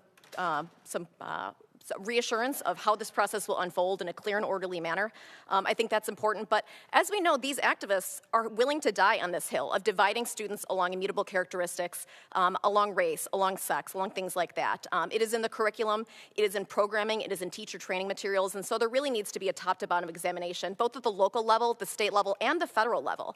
I know that the Department of Education has taken steps to put people on leave. I think that needs to extend beyond the federal government as well as going down to local activities, because there is so much money, as Mr. Taylor alluded to, in the system, but it is not making its way into classrooms. It is not making its way to students that need it. It's not making its way into teachers' pockets. The growth of the administrative state has been appalling over the past several years. And a lot of the ESSER money that we received or that we saw doled out under the Biden administration, again, was used for DEI programming in blue states like California and Illinois, and it didn't make it into addressing the tremendous learning loss that our children faced. And let's remember, even before the pandemic, American education was not in great shape. Our children deserve better. We have a lost generation of children right now that deserve an actual quality education. I can't agree with you more. I was a school board member for 8 years, and the exciting thing I've seen in the last 2 years, Ohio is it's a home rule state, so we like to bring it back to the basics. But even when you look at Virginia, if you really want to take the school systems back throughout the country, you want to start at the school board meetings. Normally, we know at a school board meeting, it's very low attended. Normally, unless there's something really big and controversial going on, no one shows up there. But, the people have a very big voice within a school board, and school board members know we will be responsible for our constituents to be reelected. So your suggestions to parents that are concerned with things that their kids tell them that are taught in the school and how they approach that school board, do you have anything for that? My organization has guides for parents, questions to ask, ways to speak, how to get involved. We're on the phone with parents 7 days a week, talking them through their 2-minute comments, making sure that they're hitting the high points. This is very much a case of the price of liberty is eternal vigilance. We cannot be everywhere. You can't be everywhere. The Department of Education can't be everywhere. And I think we have watched over the past 4 years Americans beginning to re-engage their civic engagement muscles that had frankly atrophied. So many people focus on the federal government, but where you live matters. Your backyard matters. Your local elected officials matter. And so for people to be able to get involved in that and not be shouted down by their school board members who frankly don't want the feedback that they're not doing a great job is a terrific first start. I completely agree. And Mrs. Neily, you also mentioned that the schools are eliminating gifted and talented and even, I'm even hearing AP classes. Is this in the name of DEI? Why is this an awful decision in your opinion for the students? Yes, unfortunately, we are watching what's called detracking. Multi-level classes are now considered a bad thing because some districts feel that the wrong races or the wrong kinds of students are in these classes. And so the solution then is frankly ripped out of Kurt Vonnegut's Harrison Bergeron. It's bring down the best performers so that everyone is frankly equally a low performer. My daughter is in a gifted program, and she gets bored when she's not challenged. I think we want as a country to encourage students to excel, to work hard. These are virtues that made America the envy of the world. And so why we would turn those aside and say, no, that's privilege, no, that's white supremacy, is something that is such a slap in the face. My grandparents met in an internment camp, and they were able to pull themselves up out of poverty after they got out of the camps. So to deny other people, or for teachers and administrators to tell people, because of your skin color, you can't achieve or you can't do better, the country is systemically racist, is a real insult. Students lack the basic skills to succeed in a global economy, and so we should try and bring up the low performers, but also celebrate the high performers. I completely agree. Again, I think AP classes maybe could be what unites both sides of the aisle to get back to where we get our kids as the eye of the prize. So thank you so much, Mrs. Neily, and with that, I yield my time back to the chair. Thank you. I thank the gentleman. I recognize the educator for Connecticut, Ms. Hayes. Thank you, and thank you to all our witnesses for testifying. I don't know who hurt you or what teachers your children have been exposed to, but that is none of this has ever been a part of my experience. This week, the Washington Post reported that the administration is preparing an executive order to abolish the Department of Education. President Trump has long promised to abolish the department, and Elon Musk has reiterated those goals on his social media platforms. Since its creation in 1979, the Department of Education has been committed to ensuring high-quality education for children across the country. As the chairman noted, there are about 1 million children who participate in private school choice programs, but 49.6 million children participate in public school education. What about them? Who is advocating for them? There are not enough slots in charter school programs for all 49 million of those children. The department protects the civil rights of students, supports students from low-income backgrounds, develops and prepares educators, provides resources for English learners, and is responsible for $1.6 trillion in federal loan programs. In addition, the department runs the National Assessment of Educational Progress and collects statistics on enrollment, staffing, and crime in school. The Individuals with Disabilities Act makes free and appropriate public education available to eligible children with disabilities. In the 2022 and 2023 school years, 7.5 million students received special education or related services through IDEA, or the equivalent of 15% of all public school students. Shutting down the Department of Education would profoundly impact Title I schools. It is telling that none of the witnesses on this panel could say affirmatively yes, that the department should be shut down, because you know that the answer is no. The department administers $18.4 billion in Title I program funding to low-income K-12 schools. Also, as I mentioned, the department runs $1.6 trillion in student loan programs, one of its largest missions.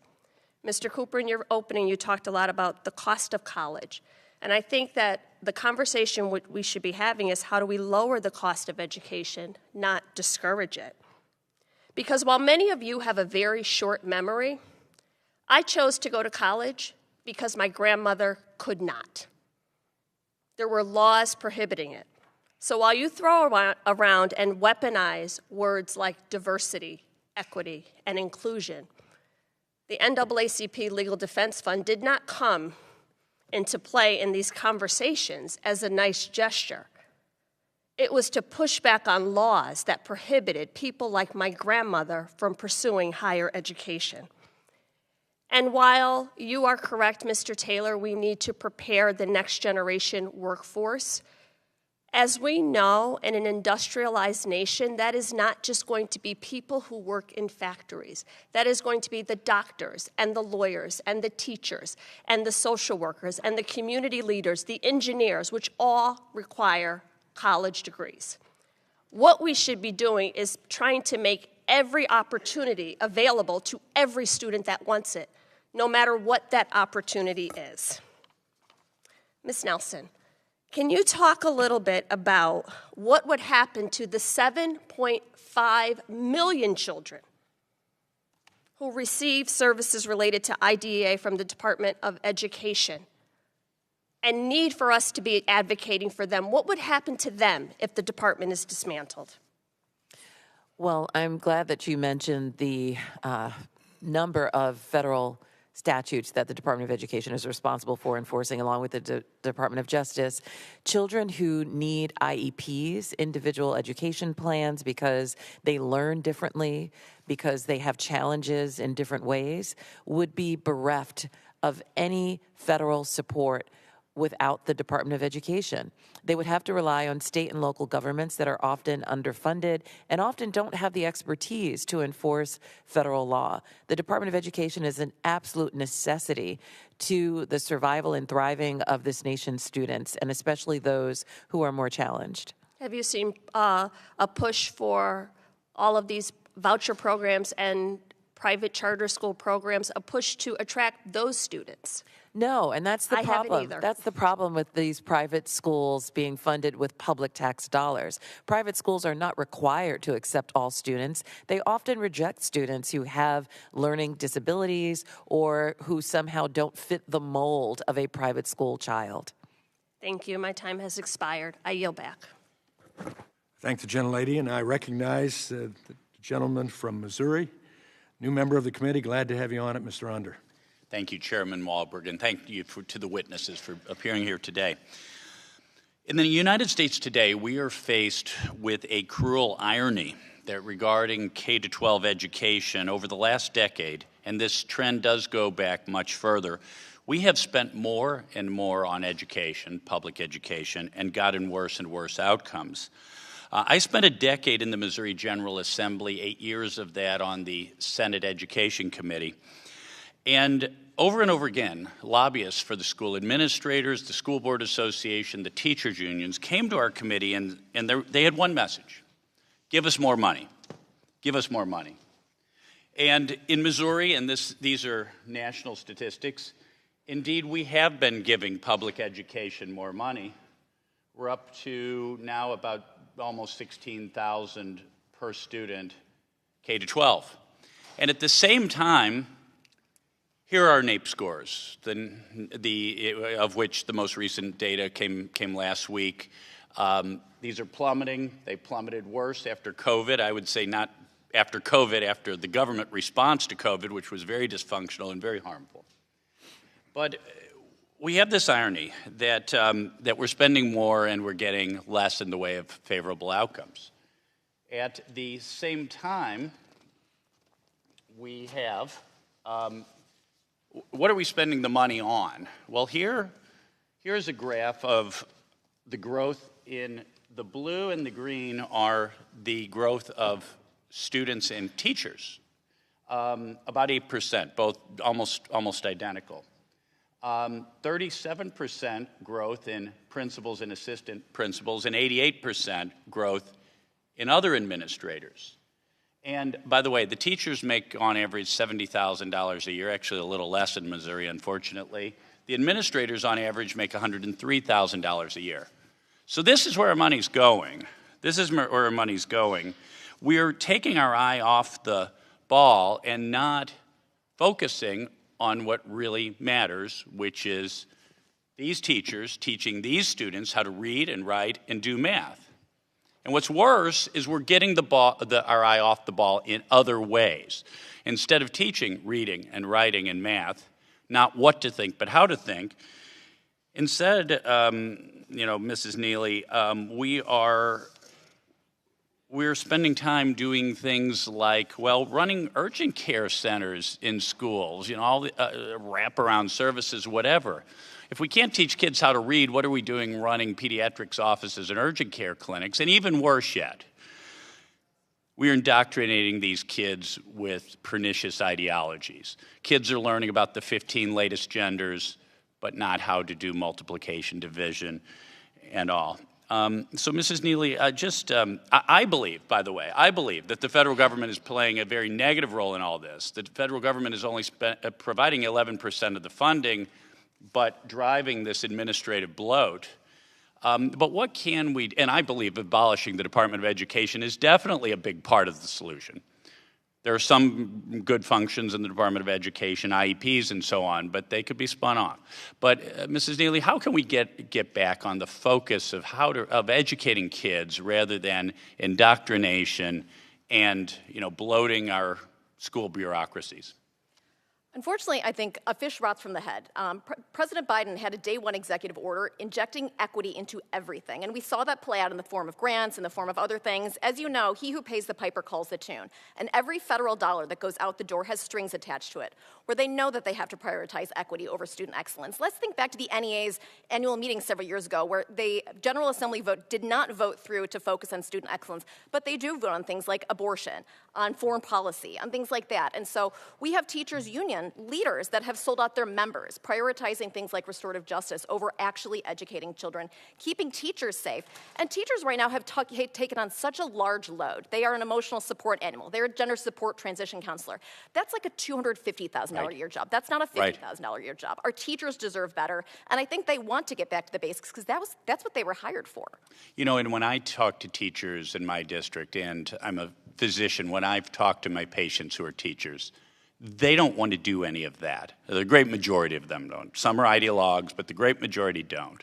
They're doing it because, as you say, the federal government is driving this train. They're paying the piper. They're calling the tune. So thank you for your testimony. I yield back. I thank the gentleman, and now I recognize the gentleman from New York, Mr. Mannion. Welcome. Thank you, Mr. Chair, and thank you, Ranking Member Scott, and thank you to the witnesses that are joining us here today. I was a former teacher of almost 30 years. I taught science, physics, astronomy, geology, chemistry, AP biology, 15-to-1 living environment. I worked directly with students, families, and other teachers. Education is the great equalizer. It's also the great stabilizer. And our public schools are the cores of our community. I was also the founding chairman of the New York State Senate Committee on Disabilities. I'm also a parent.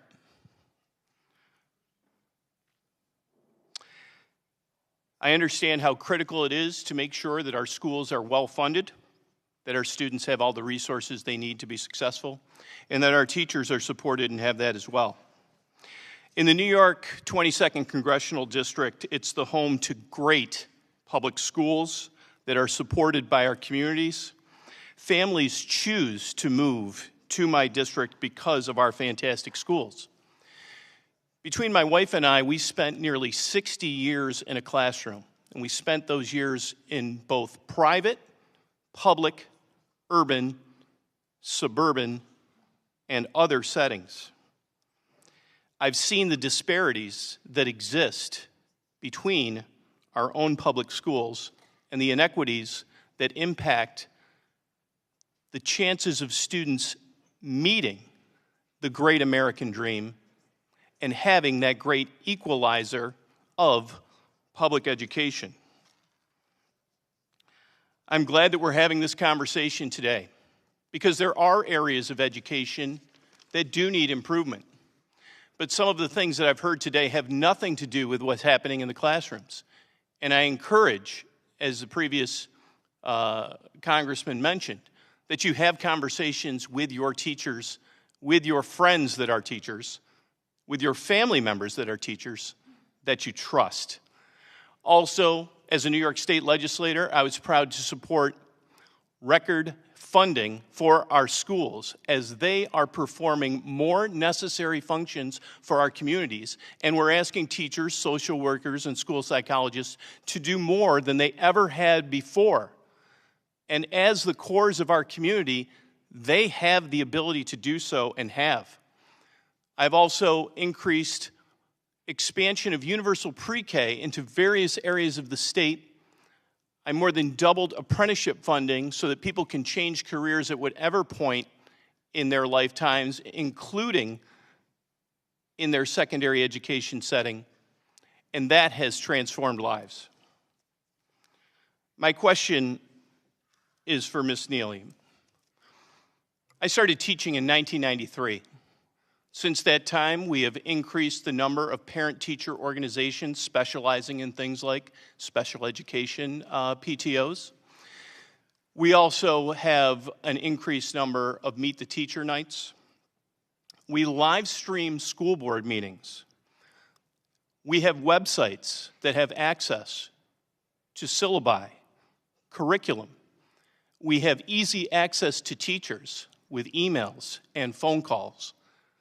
And beyond all that, we also have students in classrooms with cell phones that are audio taping, videotaping, or live streaming instruction in those classes.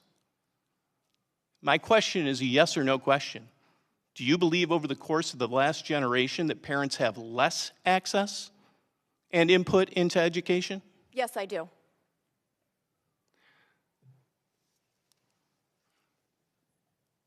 I would argue that my experience and my wife's experience in a classroom and my experience as a parent, your comment is highly subjective and inaccurate. Thousands of parents around this country would love to have access that your district does. I have talked to hundreds of parents around the country who have to file public records requests on a regular basis to have access to those curriculum, to have access to lesson plans. I myself, through my organization, have paid approximately $100,000 over the past 4 years to gain access to emails, lesson plans, and things like that. I know how to fight, but most average parents don't know how to. And when they do ask questions, when they show up at a school board, they are shouted down, they are called names, they are doxxed by their colleagues and by members of the school board. Thank you, Ms. Neily. I believe what you're referring to are very outlying instances. I believe your district. In New York, we have over 500,000 students that are identified as students with disabilities. I participated in CSE meetings and both sides of that table. Parents understand that it's necessary to continue the Department of Education and that these students receive a fair and appropriate public education. Do you believe that fulfilling our federal requirements for our students with disabilities is a distraction, as you've stated in the past? Thank you, Mr. Chair. Thank you so much. I'd like to now, Mr. Harris, North Carolina. Yes, sir. Thank you, Mr. Chairman, and to all of our witnesses. Thank you all for your participation today in this hearing, and I have had the opportunity to review your testimonies. And Ms. Neily, I was taken in your testimony that you mentioned a threat of foreign adversaries posed to our students. We know from reports from watchdog organizations like yours that foreign funding is an issue at the K-12 through 12 level and in higher education. Because of the lack of accountability and transparency, this is likely just the tip of the iceberg of what we know. For example, this committee worked with a select committee on the CCP and found that nearly 24 universities across the country had specialized joint research partnerships with China involving sensitive military technology. I'm particularly shocked by the lack of caution our schools have when partnering with our greatest foreign adversaries, such as the Chinese Communist Party. In fact, all of this led me to introduce the No Contracts with Foreign Adversaries Act, which would begin to tackle this problem at the collegiate level by requiring institutions to disclose contracts with China, North Korea, Russia, and Iran. But my question to you, Mrs. Neily, is can you just elaborate what harm does the take money first and ask questions later approach have for our students as well as for our national security? Unfortunately, I think most school districts are not aware of the threat that is posed. In Fairfax, the Thomas Jefferson School for Science and Technology, formerly America's #1 magnet school, partnered with Tsinghua University High School, which is, that partners with Tsinghua University, a Chinese military school that is supervised by the Chinese defense industry, according to the Australian Security Policy Studies. The Simpson County Board of Education in Kentucky entered into an agreement with the North China Electric Power University, which works directly with the Chinese government's energy sector to push China's global energy initiatives as part of its Belt and Road Initiative. These are things that local school boards and school districts are not aware of whatsoever. Oftentimes, this is secure or classified information that these kinds of things are taking place. And so for us to open our doors and open our databases to these foreign adversaries is something that I think is appalling and that really needs federal intervention. So thank you for your work. Well, and thank you for your work and for, again, bringing this information forward, because I think it's going to be absolutely critical in protecting our national security as well as our students going forward. Switching gears just a little bit, in the public school system, Ms. Neily, this again is to you, who currently has more influence over a child's intellectual development, parents or bureaucrats? Unfortunately, it seems to be bureaucrats at this moment in time. When you have school officials that are telling children that their parents' love is conditional, that their parents might not love them because of their religion or their politics, that really throws up a wall that, unfortunately, is going to create lasting damage much beyond a child's graduation from high school. And so, while parents often, I talk to them and they say they have to deprogram their kids from what happens in school, there is both the pressure of trying to conform to and please an authority figure like a teacher or a principal, as well as the peer pressure, because everyone else around them is also getting inculcated with the same materials. Well, I think and as a follow-up to that, I think your point is well taken.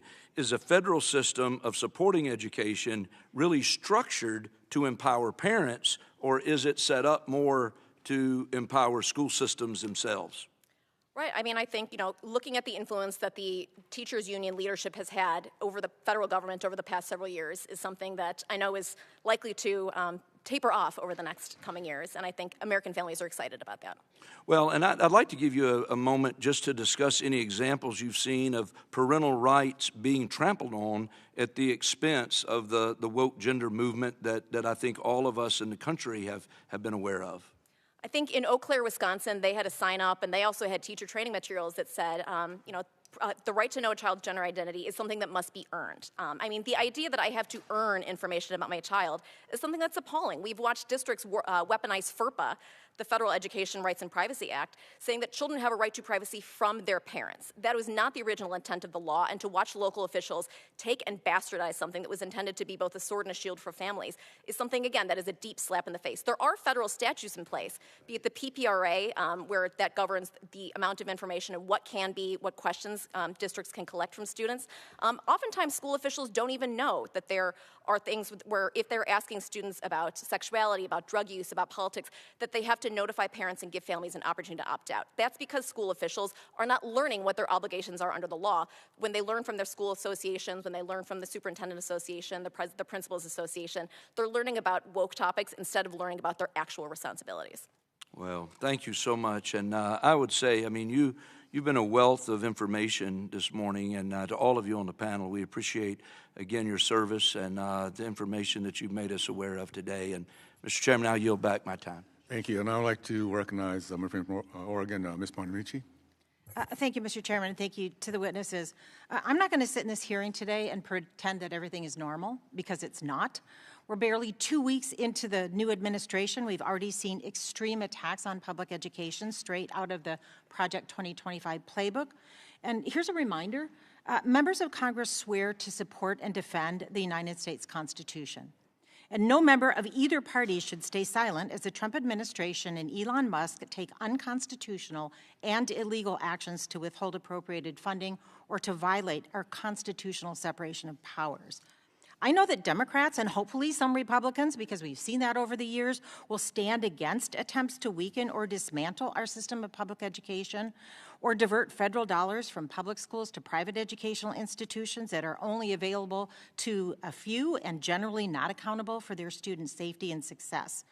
Yesterday, I was proud to introduce House Resolution 94 with more than 60 of my colleagues in defense of public education and in defense of the civil rights protections provided to students under the authority of the U.S. Department of Education, an authority that is granted by Congress. And I have to say I'm pretty disappointed that the chair of this committee said yesterday that he would support efforts to depower the Department of Education. We are all here to, I would hope, do what's best for the students in this country. Ms. Nelson, you testified that voucher programs and the lack of the kind of public school accountability and transparency that's required of public schools, do they obscure whether taxpayer dollars are effectively spent and whether students receive the support they need? That was in your testimony. You also testified that divestment from public education in favor of privatized education will exacerbate the kind of transparency and accountability that's in the public system. And I also want to note that I represent a lot of rural communities. I represent urban communities as well. And in rural communities, they don't want their public education dollars taken away and say, here, we're taking away your public education dollars, here's a voucher. There's no place to use it because there's no place even close by to use a voucher. So what are the challenges with holding private schools accountable? Do we know how students are doing in these schools? Yes, and thank you for naming the elephant in the room, the elephant in this country, and that is what is basically a grand larceny of our entire federal government while we stand by and watch folks in this room attempt to pickpocket public education. You talk about transparency and accountability, and I've heard that mentioned by some of the witnesses on this panel. If we're serious about those two concepts, we know that private education does not have the same oversight that public education does. It certainly would not have sufficient oversight if we were to dismantle the Department of Education. Private schools operate under the radar. We don't get to collect the same data and information that we do in public schools. So the idea that we're necessarily giving children a better education in private school is anecdote. It is not clear. I don't mean to interrupt, but I want to get some more questions in. What happens if parents take one of these vouchers and then go to a private school and they discover that, gosh, this is what everything they promised? Is there any recourse for them? Well, they can try to return to a public school, but if we were to take this to its full logical conclusion and parents are shopping children around to different private schools, we know that the infrastructure of public schools and the public school system will significantly deteriorate. And I appreciate that, and I wish I had 5 hours to dispel some of the myths that I've heard here today, but I want to ask you about this so-called parents' rights campaign that calls for narrow-minded book bans and revision of curricula. Now, everybody in this committee knows, because it's the law, that the federal government does not dictate curriculum. And a lot of the issues I've heard discussed here today are local issues. So recent efforts, including the so-called Parents' Bill of Rights that actually moved through the House last Congress, have been written in ways that could really harm vital mental health support for students. And behavioral health care, the need for behavioral health care, is something I hear about constantly. In fact, the National Association of School Psychologists indicated that the bill would, quote, undoubtedly exacerbate the youth mental health crisis and undermine efforts to improve school safety. I hope we all care about school safety, and if we really cared about school safety, we'd do something about gun violence. But how would this Republican Parents' Bill of Rights and the dismantling of the Department of Education affect resources and policies that foster a safe and healthy school climate? And how would students, schools, and communities be harmed? Well, children need additional supports. Of course, we all agree that children should receive basic education. They should leave school with skills. They should learn reading, math, and everything else. But they also require additional supports. As any parent knows, as I know as a parent, students are not just what they learn in a textbook.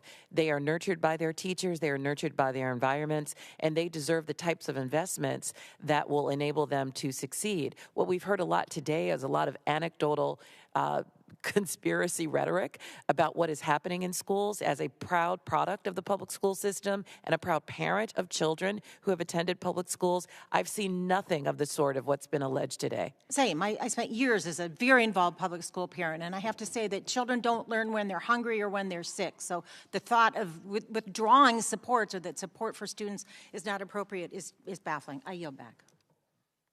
Thank you. I'd like to now recognize my friend from Indiana, Ms. Mesmer. Mr. Mesmer. Thank you, Mr. Chairman. Mr. Taylor, apprenticeships are an approved model of pairing paid on-the-job training with related technical instruction to educate workers for career success. Despite their growth over the past decade, registered apprentices only make up about 0.3% of the workforce. What are the greatest barriers to broader adoption of apprenticeships from an employer standpoint?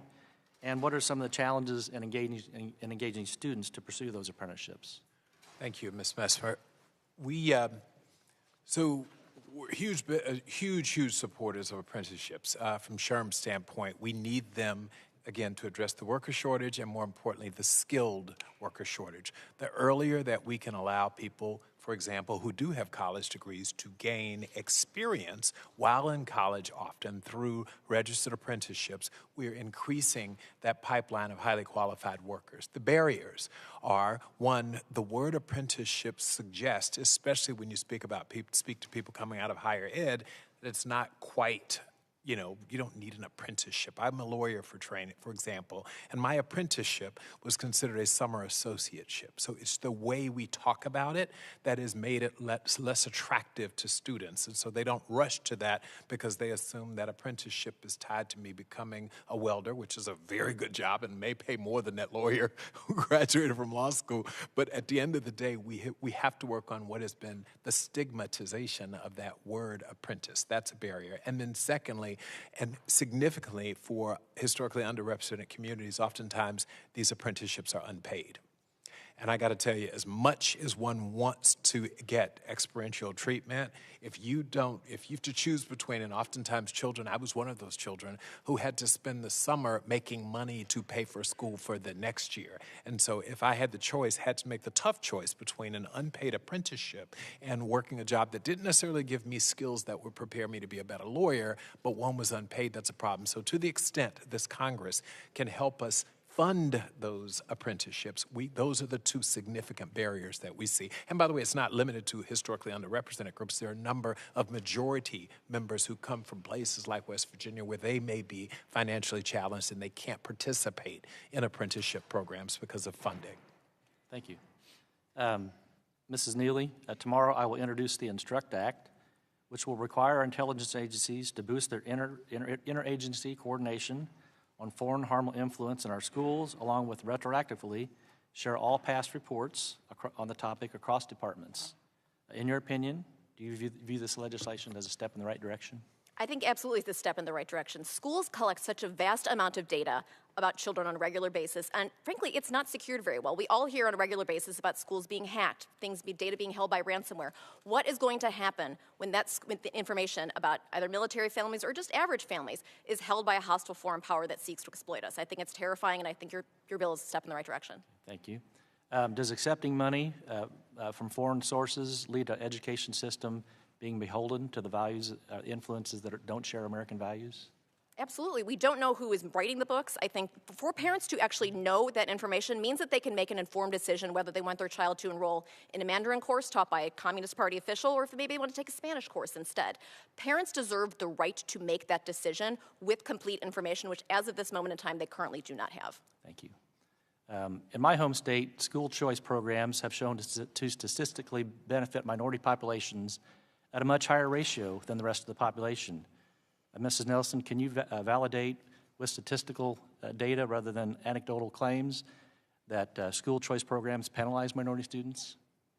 Certainly, and I'm so glad that you raised your state of Indiana, where more than a quarter of the students who are required to repeat grades in your state are Black, and nearly a tenth are Latino. I will tell you that school vouchers in many of the programs that we are aware of have actually decreased the learning of the students who have those vouchers. It has not improved their educational outcomes. It has left them... And you can provide statistical data to show that? I can provide statistical data. It's contrary to what we've seen in our state. So. Well, I'm happy to share what our studies have shown. And in fact, if we look at the state of South Carolina, I'll give you that example, where the Supreme Court of the state of South Carolina just last November in a court case held that their voucher program contradicted the state constitution and was unconstitutional because it drained resources from the public school system. So there are significant concerns not only about the educational value when you use school vouchers, but also what it does to destroy the public school system for the rest of the children, the vast majority of children who are left without vouchers and are in the public school system. We don't just want to focus on those who have vouchers. We want to focus on the majority of students in this country, the nearly 50 million who don't have vouchers to shop around and try to find a better education. Thank you, Mr. Chairman. I'll yield back. Thank you. I'd like to now recognize from Pennsylvania, Ms. Lee. Thank you, Mr. Chair. I am glad that we're having this hearing today because I do strongly agree that the state in America, the state of education in America should be a concern for all of us. I think perhaps I disagree on what are the most serious threats. I disagree on the seriousness of the assertion that those most serious threats are things such as woke ideology or radical indoctrination, or the fact that LGBTQ plus people exist. I, however, do believe that among the most serious threats are the active and deliberate dismantling of public education. Republicans focus on demonizing our most marginalized students to distract from the fact that they have no intention, or we have simply not heard of any intention to actually improve the state of education. Throughout not just this hearing, but in general around this topic, we hear a lot of buzzwords, such as school choice, our parents' rights, our education freedom, our indoctrination, our federal overreach. And that is by no coincidence. These are talking points that we saw were core tenets of Project 2025. In this plan, conservatives outlined how they would dismantle the Department of Education, gut public education, strip away civil rights protections, and impose an extreme ideological agenda on our schools. Right now, the president is reportedly preparing an executive order to bypass Congress and illegally impound funds within the Department of Education, a first step toward dismantling the agency altogether. The president has promised to attack these institutions, and he's doing that. And let's be clear about what these policies really mean, because we've seen them before. These are the same arguments that were used to resist desegregation, to justify pulling public dollars out of integrated schools and pouring them into segregated academies, and to privatize or prioritize incarceration over the education of Black and brown students. The language has changed, but the goals seem to remain the same. Attorney Nelson, when we hear conservatives pushing for parents' rights and claim to be fighting against indoctrination, what do you see are the natural consequences of these efforts? And what influence do you think it has on our students' curricula or the learning environment for the students or the teachers? Yeah, we absolutely believe that parents should be involved in children's education. This is not a new concept. If you talk to any teacher would welcome parents to engage. What we don't want is parents to try to override the expertise of teachers who we have hired because they are specialized in teaching and training students about what should be in the curricula, about what should be in terms of our national standards, right? Federal laws that have been passed, that have been informed by experts, research, and other data, not the anecdotes that people want to bring to advance their own political ideology. So inviting extremist groups like Moms for Liberty to determine what the curricula of this country would be absolutely disastrous. They would be peddling a indoctrination by ignorance, indoctrination by deprivation of knowledge. And that certainly does not allow us to be a competitive country and does not serve all of our children to succeed. Yeah, very quickly, do you believe that dismantling the Department of Education would help us fulfill the promises of Brown?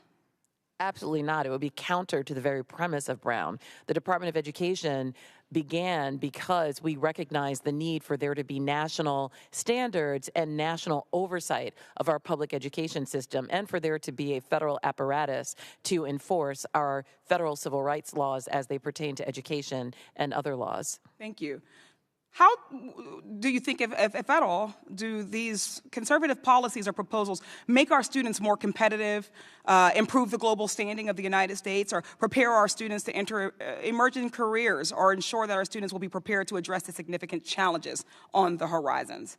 No, to the extent that these conservative policies attack diversity, equity, and inclusion, basic principles of fairness, those are America Last policies. Those are not policies that will advance our students to become competitive in an increasingly global marketplace, in an increasingly global economy. We should be leveraging our diversity. It is our greatest strength. We should be leveraging multilingualism. Instead, we are trying to find ways to really narrow the focus of our education and to replace it with conservative extremist ideology. Thank you. And while the most harm, per usual, will be black and brown students, students with disabilities, and other marginalized students, we will all pay the price, as Attorney Nelson just said. While our commitment to racism may be lucrative for the billionaires running the administration right now, the rest of this nation will learn that we will all sink or swim together. The outcomes and disinvestment reserved or accepted for the black students will be reflected in our global standing in tech and innovation. While other nations invest in all of their students to increase their global competitiveness, racism in our public schools will serve as an anchor for ours. I thank you in the panel, and I yield back. I thank the gentlelady, and I recognize the vice chairman of our committee, Mr. Owens from Utah. Thank you, Mr. Chairman. First of all, this is such an important hearing, the state of our education, one of the most important conversations we're going to have about our most important national resource, our children. It's been interesting. First of all, we can all agree, based on recent results, that our present educational system is failing our children miserably.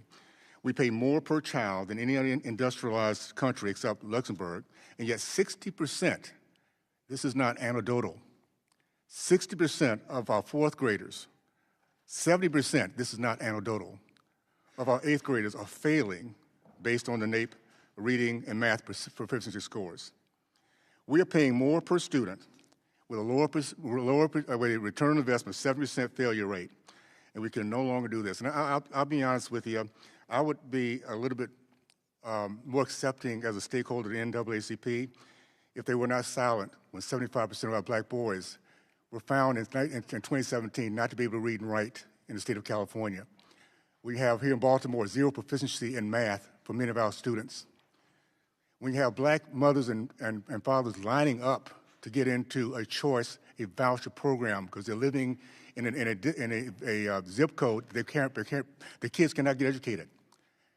And we have the audacity to say we're experts at education.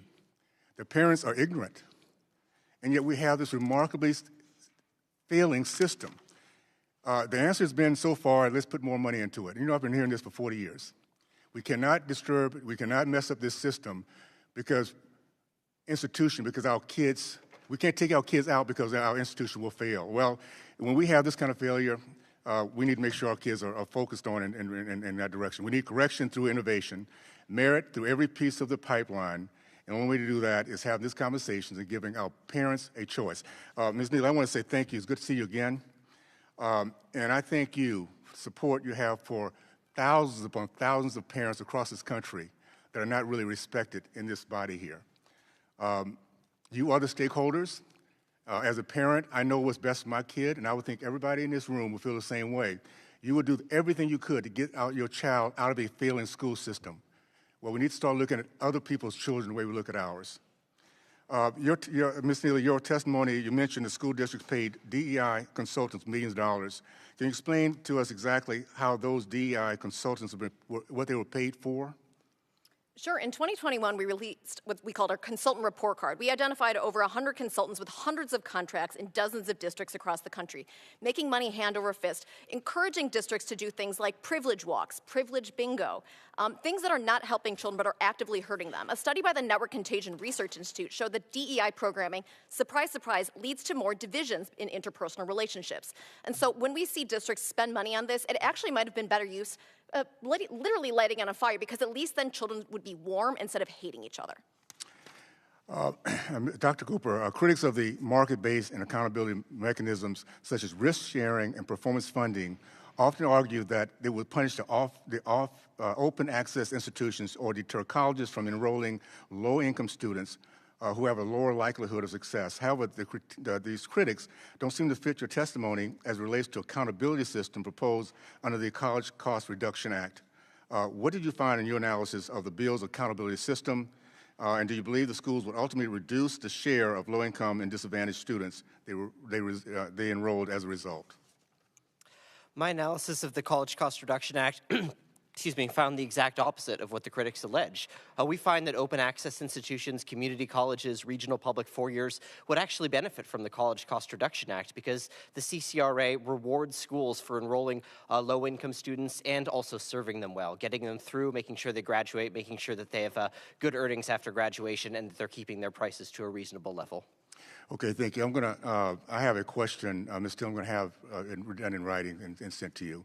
I'll just say this. I grew up at a time where education was our gateway, segregated community.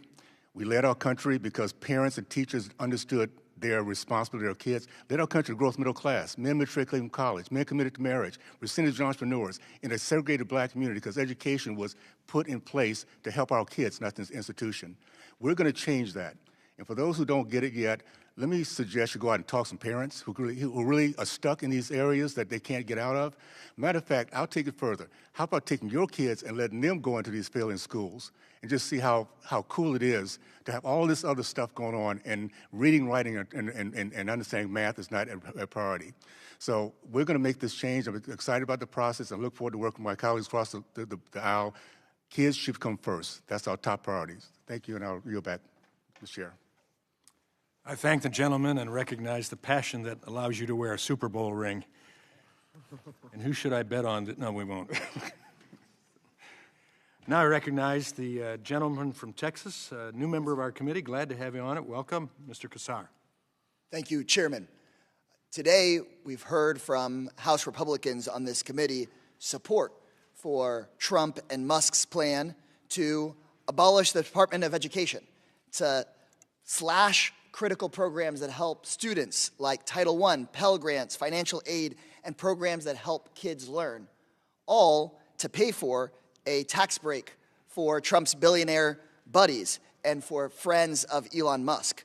Today, we've heard on the committee alarming support from House Republicans for a national voucher scam that would pull money out of our public schools and hand it out in private contracts just to enrich their billionaire donors and their friends. And if you can't believe it, just take a look at what's happened here over the last couple of months. Musk has been using the federal government to get himself even more rich. He spent $277 million to elect Donald Trump, and since the election, he's become $154 billion richer. How is making billionaires richer while taking money away from our kids, how is that good for education? How is that good for student outcomes? How is that good for our community? How is that good for our taxpayers? It's good for no one but Trump's ego and for Musk's pocketbook. In places like Texas, I've seen rural Republicans speak out against these voucher scams because they know that pulling money out of our teachers and out of our public schools to hand over to unaccountable voucher schools is not empowering parents. It's taking money away from parents and handing it to these companies. For years, unaccountable, unregulated private schools have stolen public money through state voucher programs. We know some of those voucher schools took public funds for kids that weren't even intended or even going to those schools, weren't attending that school, embezzling millions of dollars. Elon Musk has used this kind of thing to his advantage for years. Remember that he is a government contractor himself who is taking untold amounts of money from a federal government that he's saying he's trying to make more efficient for somebody, but he's really trying to make it more efficient for himself. So what happens to our students that we want to learn when they have Title I funds cut away from about 60% of our public schools because of this House Republican plan to give a billionaire tax break? Who fills that gap? Is that our teachers spending their extra money that they barely have so that they can support our students? Is that local taxpayers that then have to pay to fill the gap, essentially backfilling the billionaire tax break that the Republican majority wants to pass? Are public schools that serve not just poor kids, but working class and middle class kids going to have to close? How does that improve learning for our students? So we must continue to fight, and I'm ready to fight on a bipartisan basis if we can see some bravery from some number of rural Republicans, just like I've seen in the last few years in places like Texas, who are willing to stand up to the grift, who are willing to stand up to the corruption, are willing to actually stand up for our students. We can improve our education system, and we can do it without stripping it for parts and selling it to the highest bidder. Trump, Musk, and their minions want to expand these voucher scams, not because they want to improve reading, not because they want to improve math, but because they want to improve their own wealth. They want to improve their own standing in the stock market. You know, this Doge supposed agency, to me, is not the Department of Government Efficiency. It is the Department of Billionaire Corruption. And so from politically motivated firings this last week, to privatizing education, to eliminating whole departments against the Constitution, all so that private contractors can cash in, Trump and Musk are focused on one thing: enriching themselves, no matter what the cost to Americans. And I would hope to hear some House Republican spine against this spineless corruption. And unfortunately, what I've been hearing in committee today, Mr. Chairman, is people either being silent or going along with it, even though they know it's going to hurt our kids. Look at state after state after state where they've passed these voucher scams. Even Republicans that voted for it, you talk to them publicly and privately, they say this did not help. All it did was take money away from those schools that were asking for our help. Those people like us that are entrusted with these positions of power, we should be using it responsibly and not just be going along with the folks that already have more wealth than anybody's ever had in the history of this planet. Thank you, Mr. Chairman, and I yield back. I thank the gentleman, and I recognize the chairman of the Workforce Protection Subcommittee, a new member of our committee as well, Mr. McKenzie from Pennsylvania. Well, thank you, Mr. Chairman, for the opportunity to talk about the state of American education today. And I appreciate all of our testifiers sharing their experiences and their opinions with us.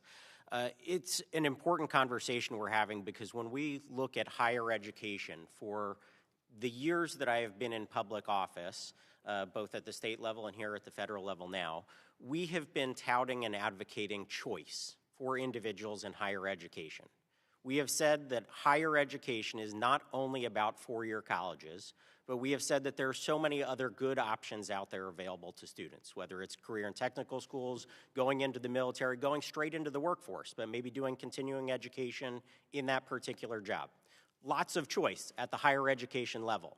And what we have in America is we have the best system of higher education in the entire world. Because of that choice, that is a key element of our higher education system. But then when we talk about K through 12 education, for some reason, people want to oppose choice. They want to block choice. They want to hold people in positions where they are failing or they are not secure in their own school districts. And I want to give the example of a family that came to me to talk about their young daughter who's in high school. She's a low-income student, but she's in a very good school district. By all accounts, she should have been getting a good education there. But ultimately, she became the victim of bullying. And I'm not just talking about light bullying or, friendly jostling in the hallways. This was assault. I saw the videos. It was assault. And the school meted out the proper punishment, but ultimately, the perpetrator ended up back in the same school. And that student felt like she couldn't actually go to school and learn in a safe environment, even though it was a good school. Everybody in the community knows that that is a great school district, and she should be getting a good education. So the parents, they wanted to consider their different options. They looked at online schooling, and they said, well, that's not going to work for her. That school district did have an online option. But they said, we're two working parents. We're not going to be able to be there and supervise her on a day in and day out basis. She's not going to be able to learn in that kind of environment. We don't feel like she would be safe at home. So they looked at private schools. The price was too expensive. She didn't qualify for any scholarships. And so that option was closed to them as well. Because they weren't wealthy, they didn't have that choice. So that choice was closed out to them. Finally, there were charter schools in our community. They looked at the charter schools, but those seats were capped because people who wanted to oppose choice said that she could not get an additional seat in that school. And so ultimately, she was stuck in this situation where she was in a great school district where almost all of the other students are learning well, but she, as a victim of bullying, was stuck in an environment where she didn't feel safe, she wasn't ultimately going to school, she wasn't learning, and she was going to be on a path to failing that school year because of opposition to choice. So when people stand up here in opposition to choice, I want to recognize that there are real victims. When you oppose choice, there are people, there are individuals in those classrooms who are the victims of your opposition to choice.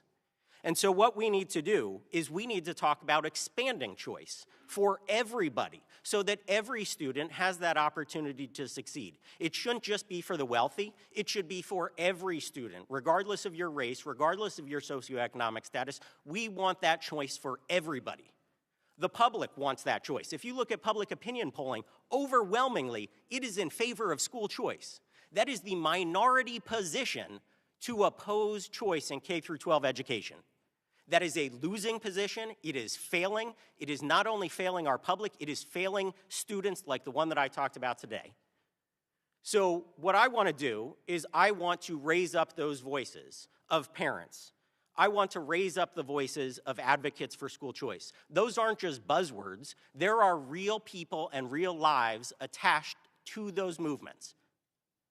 And so when we stand here and oppose, I want you to recognize that you're not just opposing choice. You're opposing that girl who is a victim of bullying. You are opposing her getting a better education, a better opportunity, and a better life. That's what you're opposing. So, Mr. Chairman, I want to thank you for the opportunity to have this discussion at the start of this session about the state of American education.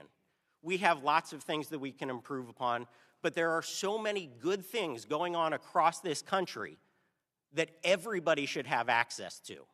Every single person should have those same opportunities, not just the wealthy, which is what's going on in this country right now. But we can expand those opportunities to individuals that aren't wealthy and give them the same opportunities as the wealthy by giving them choice. So, Mr. Chairman, I will yield back to you, but I just want to say thank you for this opportunity, and I look forward to advancing legislation this session that will help every American student get the best opportunity and the best life that they can have. Thank you. I thank the gentleman. And now I recognize the chairman of the Early Childhood, Elementary, and Secondary Education Subcommittee and a passionate educator himself, Mr. Kiley from California. Thank you, Mr. Chair. We've just received the latest test scores for students across this country, and they are absolutely alarming. What we see is that the trend continues to be one of decline, as you can see in this chart right here. The bottom part of the graph shows from 2013 to the present average scores in reading and in math, 4th and 8th grade. And then the top of the chart is particularly interesting because that shows the level of spending. The gray curve there is actually inflation, so you can see the spending line above that exceeds that. This is a steady growth in spending in real dollars that is proceeding in tandem with a steady decline in student achievement. So when we're talking about the reforms that are going to be considered by the President as well as by this committee, I certainly welcome any arguments against them that seek to identify what the implications of those reforms might be. But there are two responses that I think are wholly inadequate and are frankly the only responses we've really heard today from the other side of the dais. Number one is defending the status quo. This is the status quo. It is failure, continuing decline, a continual dimming of the prospects of America's young people and a diminished capacity of America to lead the world. And the second response, also inadequate, is to say the solution is to just spend more money under the current system. Because as we can see, there has been an inverse relationship between spending and student achievement. So, Mr. Taylor, you mentioned this earlier, that simply spending more money doesn't necessarily help matters. Why do you believe that is, that we see this actually inverse correlation between spending and student achievement? Well, because we ultimately refer to the K through 16 system as the people who produce the product that we employers buy. And we are increasingly seeing a lower quality product come out of the K through 16 system. So sadly, if we go back to the manufacturer, the K through 12 system ultimately manufactures the parents, but when you get into the system and you ask them and they say, well, we're spending more money on it, and we are telling them, but you're not giving us what we need. There's not enough volume, and the people who do come through often, your product often does not have the skills. And some of those are what you call soft skills, we call power skills. They don't know how to interact with other employees. They don't know how to work on teams. They don't know how to show up to work on time. There's a startling statistic that 20% of right now, Gen Z parents are showing up to the interviews with them. Like, this is what's happening in the workplace. So we're saying, got it. You're spending a lot of money, but we're going to tell you on the other end of this that the product that you're receiving and delivering to us is suboptimal. Right, and this is a characterization of the system as a whole. However, there are examples of schools and school systems that do quite well, that have an excellent educational product. And I'm very grateful that the chair has trusted me to lead the subcommittee that spans K-12 education as well as pre-K. And our overarching goal is going to be to look at how can we make it so these examples of really good schools and good school systems become the norm rather than the exception. And I think that there are principles that you can clearly identify with successful school systems. They allow flexibility in terms of how schools are operated. They demand accountability for actual outcomes. And then they provide parents and families with choices. Now, this, of course, is generally a characterization of how charter schools work. And charter schools have been very successful in many states across the country. So some of the priorities that our committee is going to focus on are, number one, the question of funding. How do we reimagine the role of the federal government in education, both when it comes to the bureaucracies that exist and how funding gets allocated? Number two is how can we support school choice in states and hold states accountable for policies that run against school choice, whether that be for charter schools or other forms of choice. Number three is how can we assist educators across the country in incorporating the very powerful personalized learning tools that advances in technology have made available. Number four is examining how literacy is being taught across this country. There are still way too many districts and states that don't properly teach literacy. Number five is expanding the role of career education, which I know is a major priority of the chair. And number six is we need to look at the broken nature of special education funding, which is clearly inadequate for many districts, causing many districts to have to then dip into their general fund budget and isn't giving students with special needs and their families the support that they need. So I think that we have a tremendous opportunity, Mr. Chair, to catalyze absolutely amazing education reform across the country that will go a long way towards helping millions of kids and better preparing our country for global leadership in the future. I yield back. I thank the gentleman, and we wish you well on those ideas and challenges. I now have the privilege of recognizing the chairwoman emeritus of this committee, Mrs. Fox from North Carolina. Thank you, Mr. Chairman. And I thank our witnesses for being here today. An important topic that you're dealing with. Dr. Cooper, the Parent Plus program has been regarded by many as the most predatory program in the federal student loan portfolio. Like Grad Plus, these loans have origination fees 4 times higher than the Stafford loans provided to students and a 9% interest rate, which is higher than many private student loans today. Moreover, Parent Plus loans have no limit on how much parents can borrow. Can you discuss the harms of Parent Plus as well as who is actually benefiting from these programs? Thank you, Dr. Fox. The Parent Plus program is a predatory loan program. There's simply no other way to describe it. As you mentioned, the interest rates exceed 9%, the origination fees exceed 4%, and what's more, 20% of the parents who are getting Parent Plus loans foisted on them by colleges have an expected family contribution of 0. And what that means is that the federal government has determined that those parents can contribute nothing financially to their children's education, yet that same federal government is turning around and handing them an effectively unlimited loan. Now, the ones who really benefit from the Parent Plus program are the colleges. Out of 5,000 colleges in the United States, just 500 of those use more than 80% of Parent Plus loans issued every year. Let me do a follow-up on it. Last Congress, my colleagues on the other side of the aisle claimed that the reforms included in the College Cost Reduction Act, which sunset the Parent Plus program and reformed undergraduate lending to allow for more flexible borrowing limits, would, quote, cut off access to federal aid for half of students. From your expert perspective, is this actually true?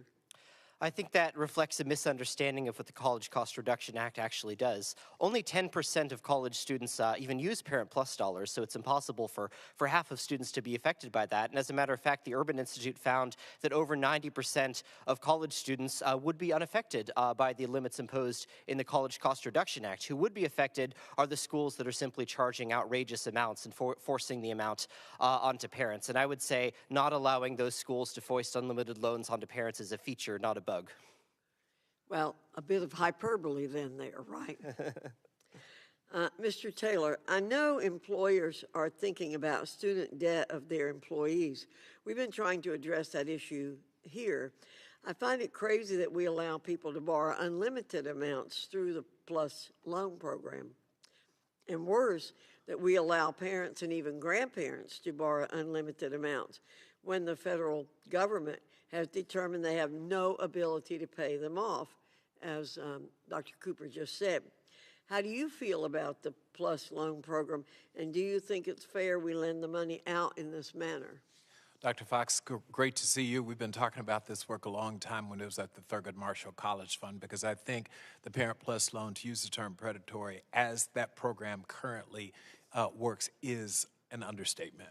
We have seen, I understand access and the importance, particularly in the graduate school, of graduate plus type programs in wanting to help diversify our nation's workforce.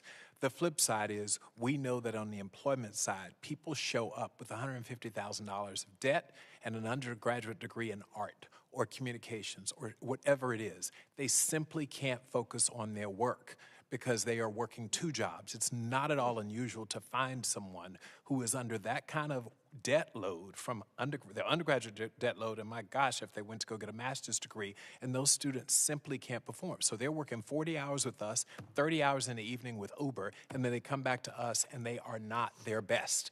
We are therefore not getting the return on our investment. We then fire them, and it's a vicious cycle. So it's not about, on the front end, well-intended, I'm certain, a policy, but in the end, what it has done is made it very difficult for employers to retain high-quality people and to see the productivity and efficiency that we need.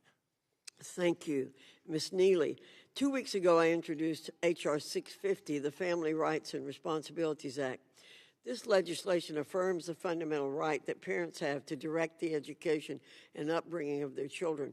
Before interfering in parental educational choices, this bill requires the federal government to prove a compelling government interest.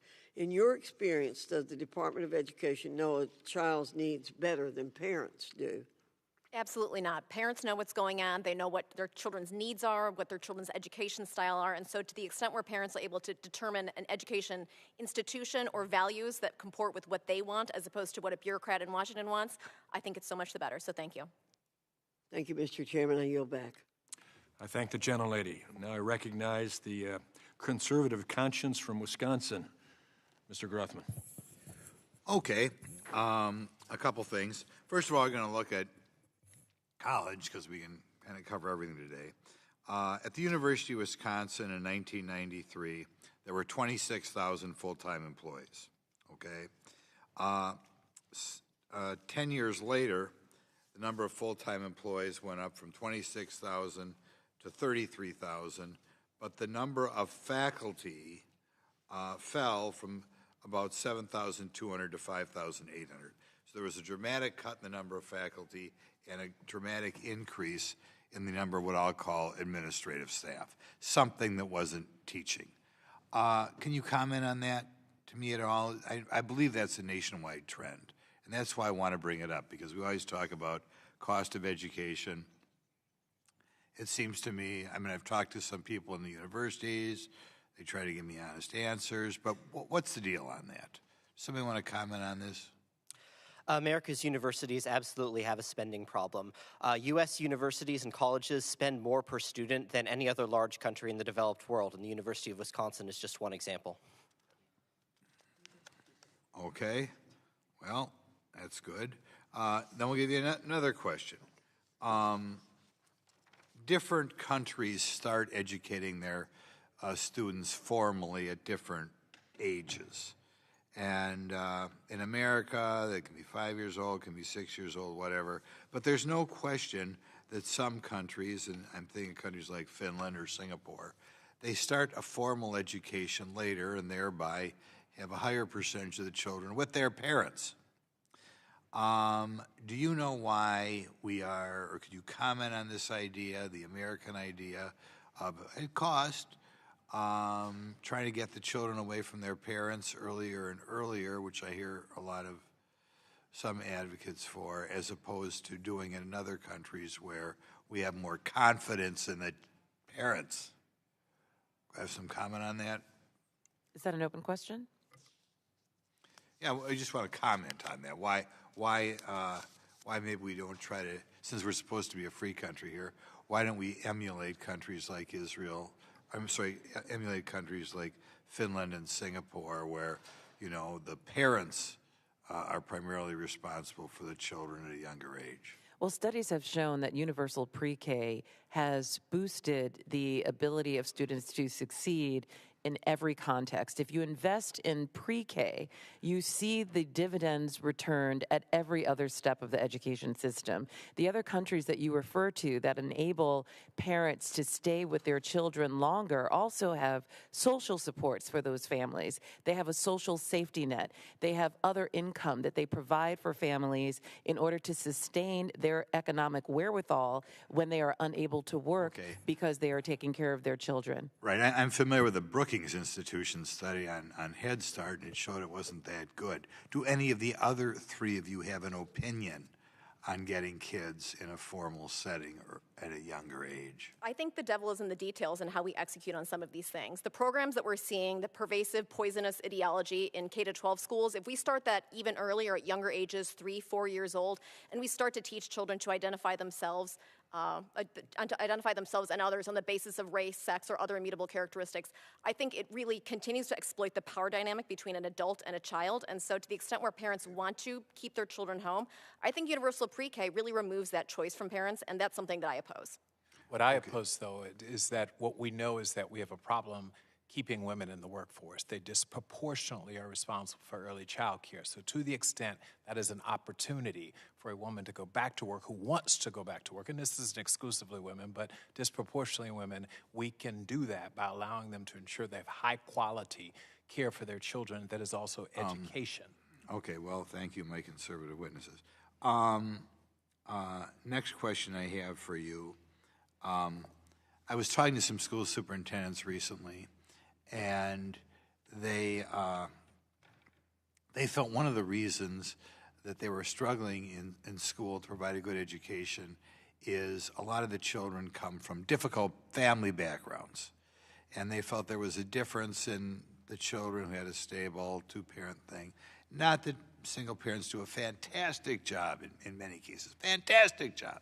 But nevertheless, they felt overall they were able to do a better job with the kids with both parents there. Could you comment on that? Is that we have a decline in America in the number of kids with both mom and dad at home? It seems to hurt the outcomes of the education system. Is that true? Ian Rowe at the American Enterprise Institute has done terrific research on this, on the success sequence of the that children obviously do better with two-parent households. And so to the extent where we see programs in school that discourage or that encourage the disruption I'll of give you one Western more nuclear question here. families. So The gentleman's time has expired. We'll have to get the question answered in writing. Well, I'll let you finish the question then, rather than jumping and done. giving her another. Finish your answer. There are programs in school, right now it's Black Lives Matter at School Week, that prioritize the disruption of the Western prescribed nuclear family. That would be a two-parent household. It would be things like that. And so when students are learning and being taught lessons like that, I think it's a negative. Thank you. The gentleman's time has expired. And now I recognize my friend and the ranking member, Mr. Scott from Virginia, for his questioning. Thank you, Mr. Chairman.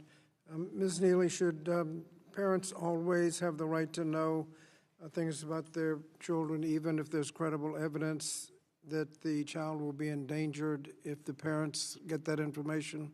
Education officials are mandatory reporters, and so if a school official believes that a child is in danger, they are obligated to report that to Child Protective Services. The CPS process is onerous, but there is due process built into it, and it's not a school official making a unilateral decision about a parent's fitness or not. Should the parent always know? A parent should know unless a school has determined that they are harmful, that they're at harm, So if but it's harmful, that they should be don't know. referred to CPS, not made unilaterally. And should the parents should the parents have veto power over the curriculum? Parents should have the choice to determine an educational setting that works for their child. So if a parent decides that a public school is not providing the values or the quality of the education they want, then they should be allowed to find another alternative. Rich families can already, poor families may not. So should parents in public school have veto power over the curriculum? Parents should have access to their curriculum so they can know if this is a good fit for them or not. That is a problem, and accessing that information has been problematic from coast to coast. So they shouldn't have veto power over I the didn't say curriculum? that. I said they should at least have awareness of what that I is. was asking the question. You didn't say, that's right.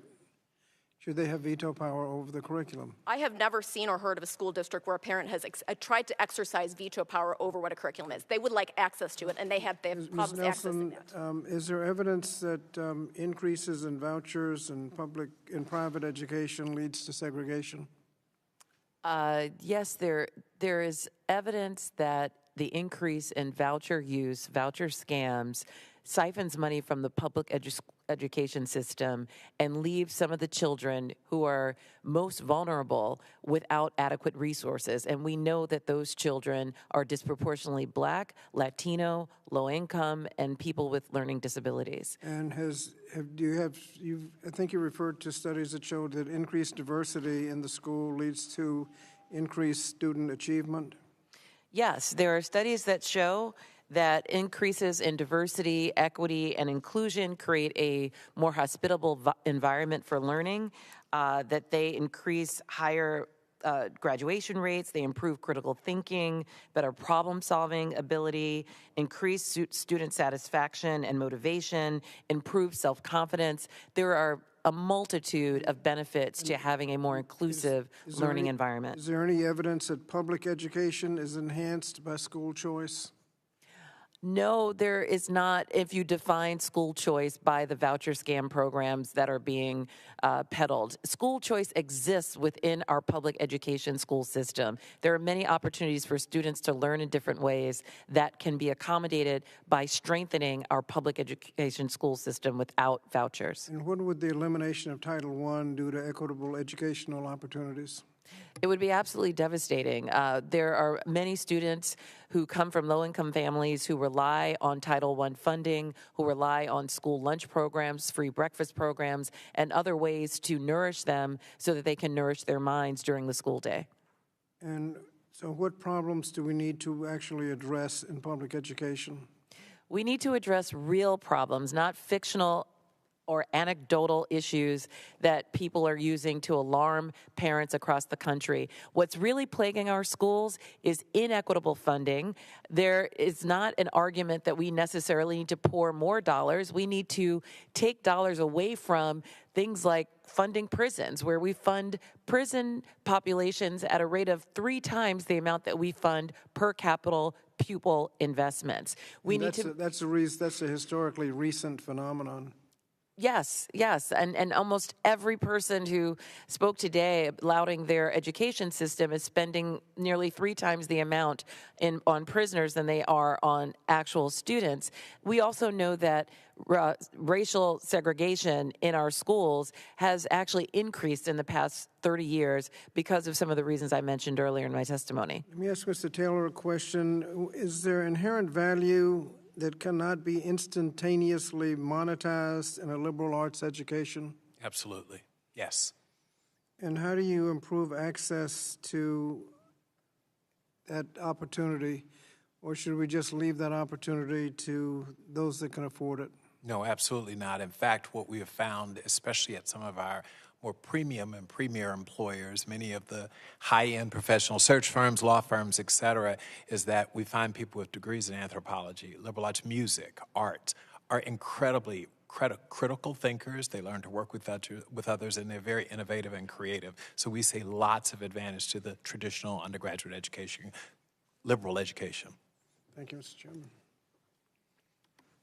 I thank the gentleman, and now I would like to recognize the ranking member for his closing remarks. Thank you, Mr. Chairman. I think we've heard a lot about school choice. It's really a false choice. It just leads to separate and unequal schools. I thought we'd gotten away from that about 60, 70 years ago. We need to focus on improving education for the vast majority of the students who will be attending public schools. We need to also make sure that higher education, that people have access to higher education. I think everybody can agree that it's not affordable right now. When people calculate, as Mr. Cooper, I think, suggested that people are calculating that's not worth it. Well, that's the solution to that would be not tell people not to go. The solution to that would be make it more affordable so that everybody can have that opportunity. And as Mr. Taylor mentioned, whether it's technically aligned with a particular job or not, because the liberal arts degree has inherent value. Now, there are job training programs. We've got programs in WIOA. We need to continue working on that, and I think we're on the right track on that. But access to higher education is going to be a challenge, and we just can't allow the present situation. 30, 40 years ago, if any college, virtually any college you wanted to go to, you could afford to go to. Pell Grant covered 80% of the cost of going to a state college. And with a summer job and 15 hours a week during the school year, you could work your way through college, come out with no debt. Now, as it's been suggested, you work 40 hours a week and still can't come out of college without crushing debt. So we have challenges in higher education, but the numbers and results of where we are in public K through 12 obviously suggests that we need to make significant improvements, but dismantling the public education system is not the right course. So I thank you for holding the hearing, and I yield back. I thank the gentleman, and I thank the witnesses for what you've added to our hearing today, because it wouldn't be a hearing without witnesses, but credible witnesses who can speak from differing viewpoints, and I think that's the same with this committee here. I think I could safely assume that this committee, we agree on the basics of education and workforce. We have to have an educated workforce, and that comes from good educational institutions that are achieving, that are making it. I would think that the majority, I know for myself, I don't oppose public education. I don't want to decimate public education. My first 13 years of education was in public education. And a mother who was a public school teacher, and several aunts, and a daughter-in-law, and all in public education. But I think we also ought to be able to agree that we have problems. And those problems are opportunities. And at this point in time, I think we can agree that we're not achieving the excellence that we want to achieve. Can I safely say that? IDA funding isn't funded completely. We know that. The Department of Education is responsible for that. NAEP scores are going down. Anti-Semitism and anti-Americanism has put up its ugly head on our higher education institutions, some very elite higher education institutions as well. After spending $1 trillion since the inception of the Department of Education, we're still failing. And so we have the opportunity to at least work towards solutions, and that will cause creative tension and some heat and some disagreement. But I think it's important at this time that we jealously, and that's a word I want to use, steward our Article I authorities. But that also includes not fearing outside influences up to and including the President of the United States and whoever he has as advisors and assistants to find out what he would conclude is what we need.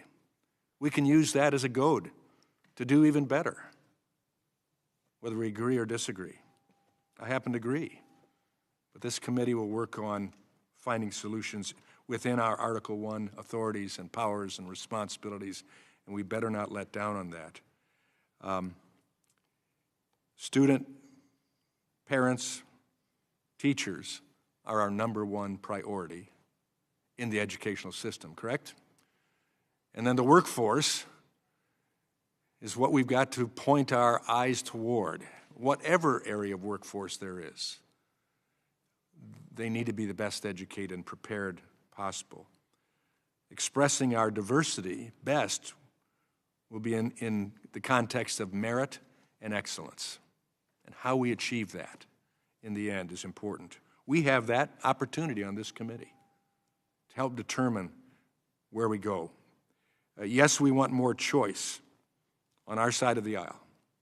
And I'm not so sure that all of our colleagues on the other side would disagree with that. It's what choice it is, but we want more choice. And we want the same choice that billionaires already have. I think I'm right on that one. We throw out things that this is going to give choice to billionaires. No, they have it already. They have the money to pay for it. And they do that. And so we have to find a way to give choice to everybody as much as humanly possible. But I believe we can agree on our desire to improve education opportunity for all. And that's where I want us to focus from this first hearing on. And I wait with expectation of how we can work together and how we can work in a creative tension to force our ideas, all of our ideas, to be better in the outcome of it all. So I think a lot, if not all, has been said today, and right now all have said it. So if there are no further business to be conducted here and without objection, the committee stands adjourned.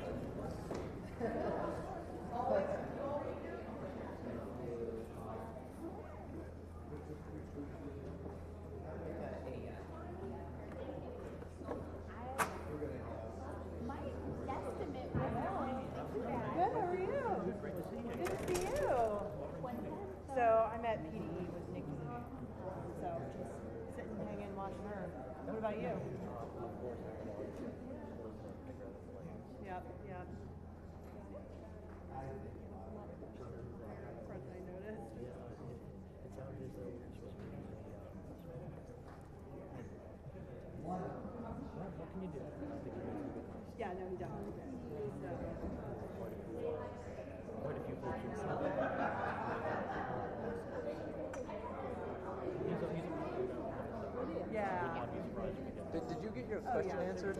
So, okay. here's where I know I wasn't exactly sure what your question was, so I was spot on. You're good. So they.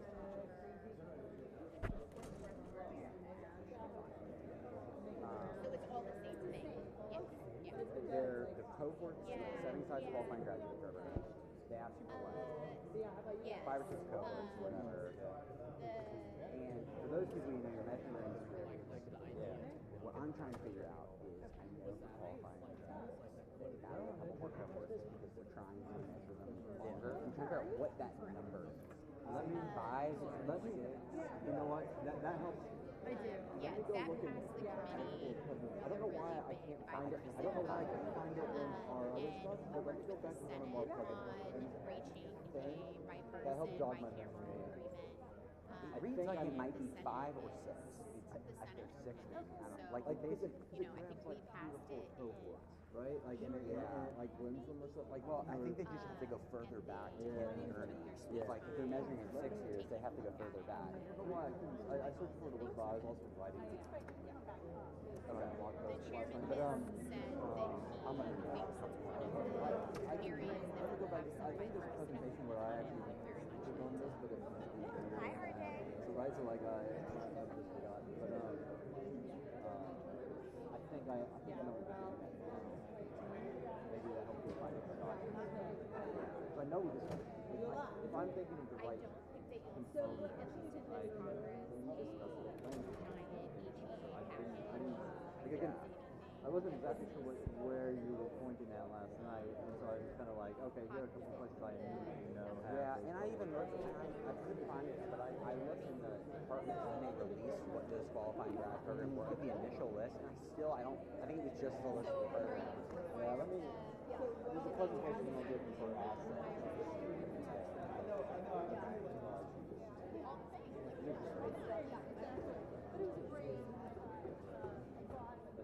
Yeah, and then I should be able to find it in our other material.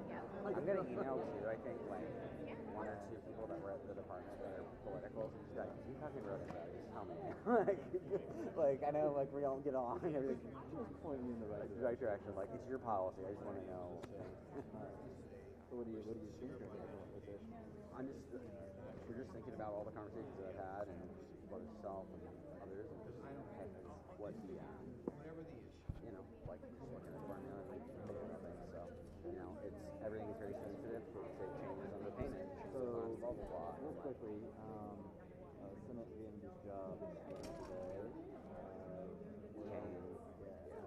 Where are we with the BWPA?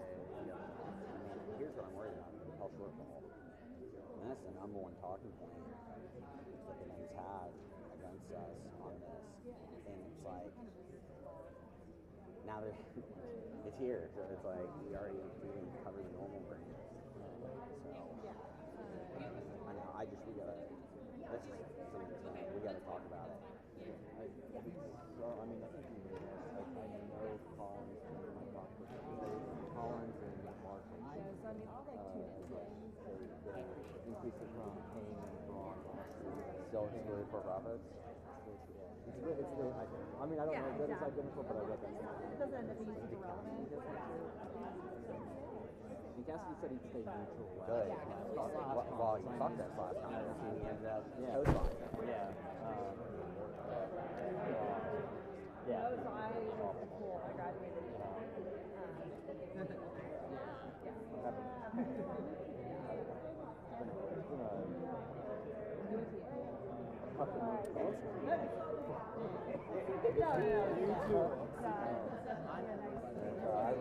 I've told it to you before, but we're going to have opposition talking points.